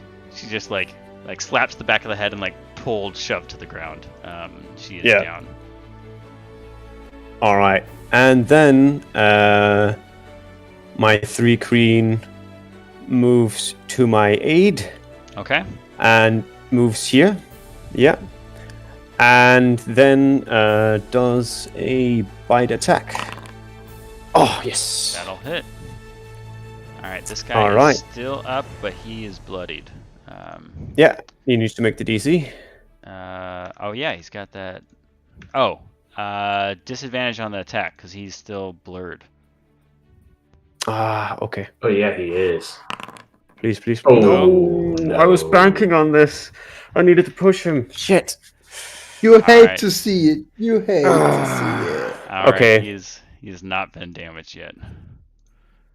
Okay, so the thing is not been damaged, and he only does 1 attack, so there's no reason for me to do to take the attack of the escape. No. Nah, there's no reason for me to take the attack of opportunity. So I'm just gonna stay here and say, hey buddy, and then hope for the best. Alright. This takes us Devlin, death save. And as I mentioned, it would never be in that one. It's not. One. It's not in that one. Alright. Up to the gnome's turn. He's gonna use his war pick on you. 11's not gonna hit. Nope, it is not. Mantis, you're up. Come on. All right. Just it's the end mage this hit. fucker right here, man. Yeah, End he's this dead. fucker right He here. took the mage Oh, down. it just since. I didn't notice. Yeah, with that Nice. claw crit, he got the precision strike from Nice. Colossus and extra damage did it. Alright, takes the 6 Nice. damage, and then this is a... No, poison. disadvantage. Oh yeah, he's got Disadvantage. disadvantage. Oh yeah. Keep forgetting. Nope, no Nope. hit. Does not hit. Alright, then the claw attack. Okay, also disadvantage. That actually will hit. And this Yes! spells blur on him, I believe. I think it only Also, lasts- I will push him away 10 feet. Okay, you're gonna shove him 10 feet. Let's see. Yeah. I guess that would be. Let's just stick him here. And Yeah. then he has to make a saving throw. Actually, for that purpose, I would actually move my 3 green 1 step up if he can stand here, so that Okay. he can push him down here. Okay. It's 10 feet. Oh, So thanks. I mean, I guess I don't know how that would work actually. How do you want to do that? Actually, you decide whether you want to stop him at the wall or if he's going to be pushed there. Yeah, I'm fine with moving him there. Either way, he doesn't have reach, so it shouldn't make too much of a difference. Yeah. Okay. Because then I'm just gonna yeet up here. Because Mantis is no warrior. Okay. He's tired of being in the range of this guy. So that's the end of my turn. All right. This guy is going to attempt to shoot you with one of his poison darts. Oh no. Ooh. How much health do you have? No! Oh, no. you have one So- hit point left. It's only 6 points of damage. Seven. It's Seven. 6. Yeah, it's 6 Oh, points oh. of damage, so you're at 1. Shit. You do need to make a con save to see if you're poisoned. Oh no. Oh damn, yeah. Well, at least that's not damage. Okay, you 14? succeed, so you are not poisoned. That's cool. Okay, and that puts us at... Oh, sorry. Devilian, we skipped your death save there. Oh yeah. Oh shit. All right, Here we go. ready, boys? Make it or break it. Okay, we've got... Nice. Everyone has stabilized. Mantis, you're up. All right. Going in for the bite attack. Stepping 1 feet closer to the guy so I can hit him. Okay. Think about how terrifying that actually is to think about, because it has these mandibles as bites with. No, if it's they have spelled. reach, Yeah, exactly. But Yeah. the blur is dispelled. No, the blur is not. Didn't he make the He concentration? saved. He did make his con save. Oh, okay. Oh, yeah, okay. No hit on the bites. Coming down to the wire. It's always here. like that. It's always like that. Don't you get a button to just roll with disadvantage instead of having to roll twice? If you mouse, you over, mouse the over the roll. 24, it'll let you just hit a plus or minus. But that 22 I just got a pop-up where it's like roll normally, disadvantage or advantage. Oh, Alright, interesting. so that's the 8 slashing. How do you want to do it? Yes! This time it's because it has such long fingers as well. Well, not fingers, appendages. Just grabs his head and just face slams him down to the ground. That's the that's the move of this creature. That's what he likes to do. Well, at Mantis, I guess this Mantis likes to do. Oh man, yeah. And with that, you hear like this. Like last time, you had pretty loud cheering. This time, it's deafening as kind of roars through this arena. You can hear all of the people cheering and chanting as they've clearly been watching this in some fashion. And this announcement, the announcer comes over. The Summoning Brothers have won. Down to the wire, 2 down. Cleric's rushing in as we speak. The other one looks like he's barely hanging on, but they were able to pull off the impossible. Our new champion. 1 HP. Yeah. 1 HP, man. That's and yeah. That was solid. Man. Yeah. That was solid. Yeah. You guys faced off against a CR3 spellcaster, a CR2 bandit captain, and then I think this guy's half CR. Gnome. And pulled it off. Jesus. Woo! Prize money is yours. Hot damn. Nice. We got it, It's boys. all thanks to me, baby. All thanks to me. No, that effect is worn off now. That's Look true. at my character, not me as a player. I did it, baby. It's just grown on That's you. a fair yeah. point. You're right. This isn't in character anymore. This is just Christian. Very fitting. Very Who's fitting to say, effects to really? be. We're to say. It's just because we know you, my man. All right. Yeah, All right. that's a good playtest. Yeah, And almost on time. yeah. I was man. watching the Well- clock there. We were pretty good. Yeah. Here's the thing. Good thing we only had 2 rounds of combat, not 3. The thing that we Yeah. kind of have to or forgot about, we wanted to do at the beginning, was to just quickly show off how you set up all this whole world in Oh, yeah. LoreMaster. Oh yeah. So maybe if you could Actually, go. I think he take was us doing through that that. quite a bit when I had the stream open. Yeah, I kept jumping back over here. But Okay. yeah, so one thing I didn't drop to the top though, so let's jump over to my worlds here. Yeah. So I've got 2 set up at the moment, but you could add more. And the way that I've gone through and done it, for the one we were playing in, Order of the Guardians here, if you click on this, this will take us into kind of my landing page where it's showing me some of my more recently edited documents. And then I've got this categorization system here where it's broken down with the world for the main map and putting on like a canvas, it's called, with little nodes you can add. I've got my locations, story, characters, etc. So if we jump over to the main world, I can take a look at any of the different places, and we were just at that Cold Forge Gauntlet. So if you click here, you can get some of the high-level details, and if you wanted, I've linked this to jump into more of the meat of it as well, so you can get some more information here. I did debate about putting in some NPC stat block stuff, but decided to keep it in Foundry for the moment, just so that I could use the roles and things from there. But there are multiple locations set up. You can group things underneath. It's pretty awesome for doing the organization of getting everything set up. And adding nodes and stuff I found to be super easy. Just go ahead and create one for example here. We've got the Burning Summit we're going to adventure to. Change that text color to white. Just to stick with the theme I've gone, and then let's see what we got for icons. Also, I assume you drew all these, Peter. I love all the icons. Thank you. That's much appreciated. Yeah, Our little it's, designer boy.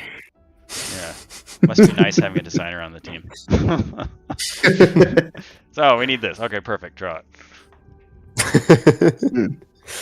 But yeah, that's really all there is to starting to get some of these pieces set up, getting the linkages then to kind of flesh stuff out more. And I thought we did a pretty good exploration of that Cold Forge Gauntlet, and surprisingly, you guys came out ahead. Tables had turned there right at the beginning. You guys had that first round of like Nova destruction. It was pretty incredible. It was quite quite touch and go for a lot of times. Yeah, it was. I do like that I do like the chaotic aspect of the convergence subclass. Yeah. No, and Like the fact that I just threw my buddy across the map and that actually seemed to be the best. Like That was fucking clutch. You would have been eradicated if that hadn't happened. yeah, because I assumed that guy had like a bunch of hit points. Yeah, like 60 or something. Yeah, you. Also, what the fuck was that damage reviving spell? Oh, yeah. So that's one of my that's one of my new spells I'm working on. So it's called Holy Bolt, and it effectively, in a line, will damage your enemies and heal your allies.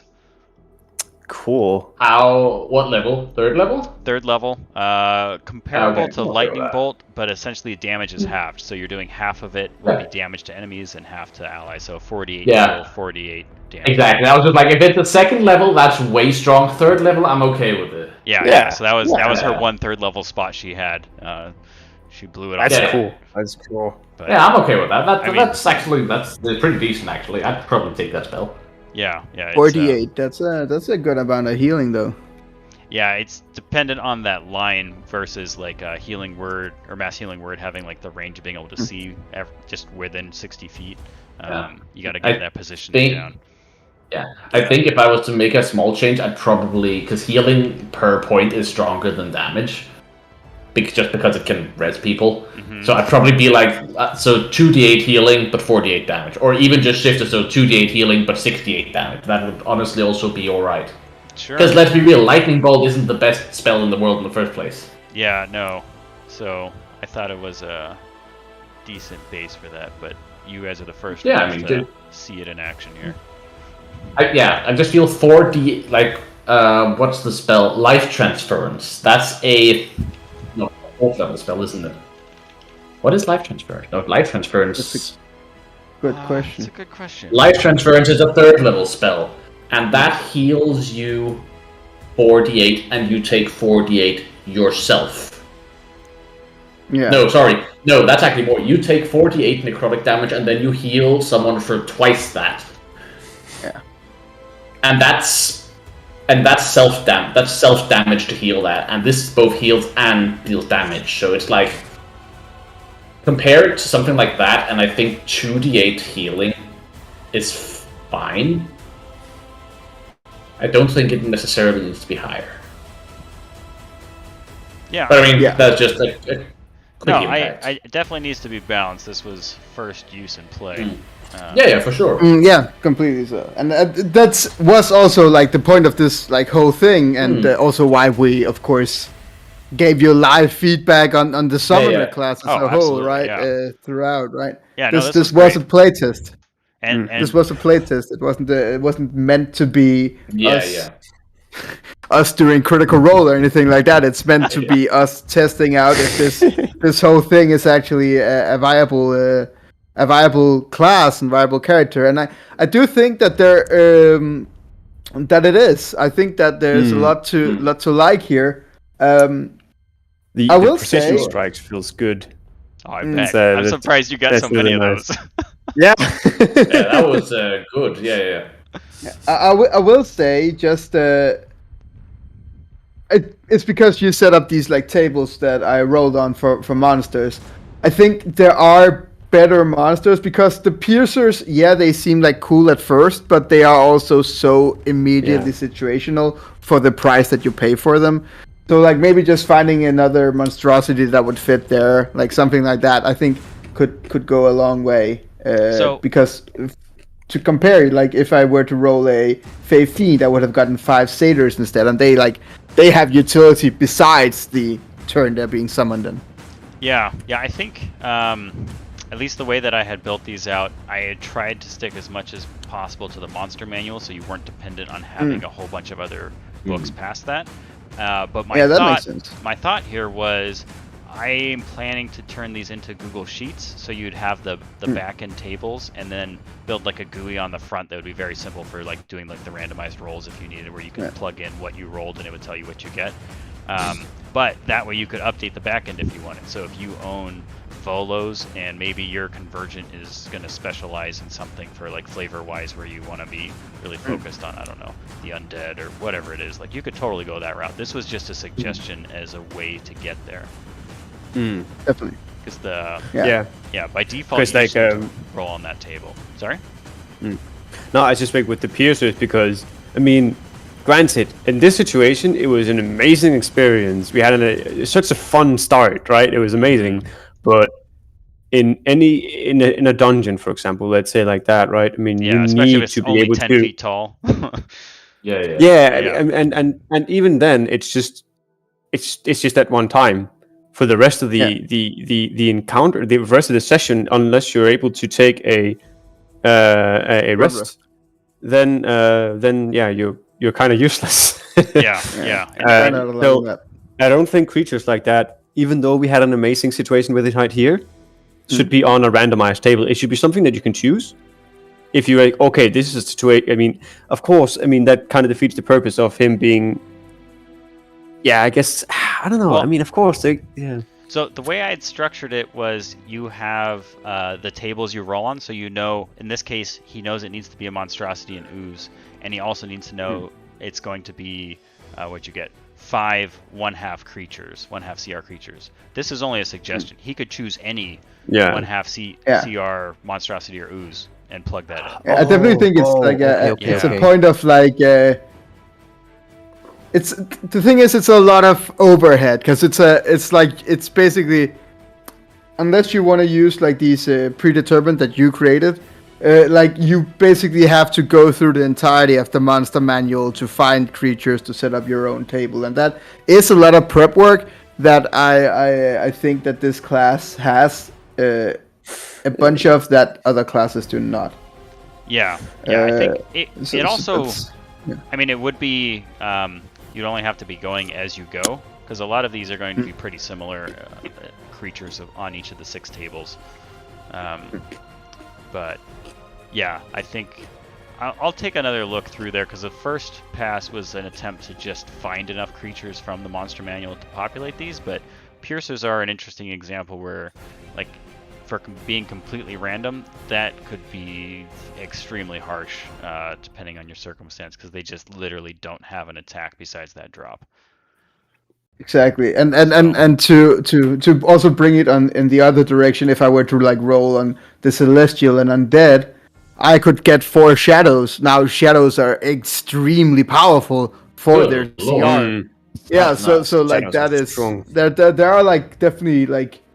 It's 2 sides of a coin, where it is very much part of the whole like chaotic nature of it, but it's also a part of like of being able to, as a player and with your DM, being able to balance these tables when you create them. And I think maybe the thing that you as the creator should do is that you should create predetermined tables that try to eliminate that and like try to balance it a bit more, and then maybe you'd have to move out of the monster manual. You'd have to include monsters of the multiverse and all that. But that's part of it, I assume. I think that's probably the direction I'll need to go, with just a handful of these, moving them out, because even like right now on the celestial giant undead, there's only 2 creatures that are a half CR, so you're either alternating between shadows or warhorse skeletons for when you roll a 1 on the d4. Exactly, and the shadows are insanely powerful. They are just insanely powerful for this. A few shadows who roll well can take down a party of level 20s. I mean, exactly. I guess to be fair, I did play. So I've been playing a conversion in a campaign as well, testing this out, and I did bring up 6 shadows. It was my random roll. Oh dear lord! Which I thought was going to be amazing, and it was really good for the beginning, but by the end, because of their move speed just being average, it would have been way better to have gotten like a hippogriff or something like that, just with the way that the encounter was going. But that's also dependent on the encounter, right? Yeah, so if someone had been playing like a Colossus or a Hive Mind and I was playing the Convergent at the same time, like I would have been completely outclassed in that particular encounter, even though like my creatures are extremely strong, just because of the direction it went.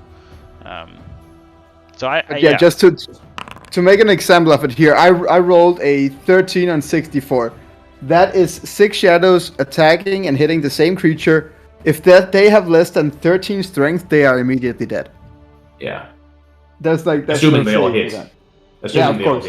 Yeah. That's the thing I do. But yeah, like just something to at least for you to take from this whole experience. Yeah. But I will say, like, this is also us nitpicking, because I do think there is a lot to like about this class. There really is. And I personally have been waiting for a summoner class for such a long time. I feel like the summoning capabilities, they are getting better, but like in 5e, I really do feel like they have been lacking. Mm. And also, it's just like it's really great because it's just you get a certain fascination with certain creatures, and this is a way to make them part of your own experience, and you can control them. That's really cool. Like, the whole idea is really nice. And I mean, I can't say so much about Hive Mind. I love the idea of being able to swarm. But looking at it, I think the reason why, for example, I didn't take it here was because I felt with the amount of creatures that you could summon at this bit, the trade-off for doing the restraint was not really worth it. So that's also something I was thinking that maybe that could be added for the Hive Mind, that monsters that are indicated as swarm creatures could have another kind of benefit for the Hive Mind, like, because there's only a few kind of creatures, but he would be able to utilize that creature more effectively than a Colossus would use a swarm of something, for example. Yeah, like a thematic sort of piece where like the Hive Mind is just better with swarms. Yeah. Because he's like he's good at like a micromanagement, where Colossus is just like, this guy, kind of beef him up. Gotcha. Yeah, that's a really interesting thought.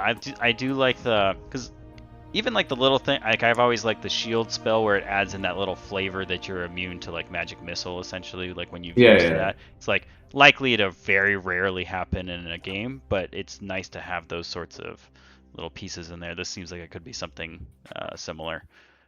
The Hive Mind, his abilities in general are just slightly weaker than most of the others, because he's got that action economy going for him, where he's just so strong because he's got so many creatures.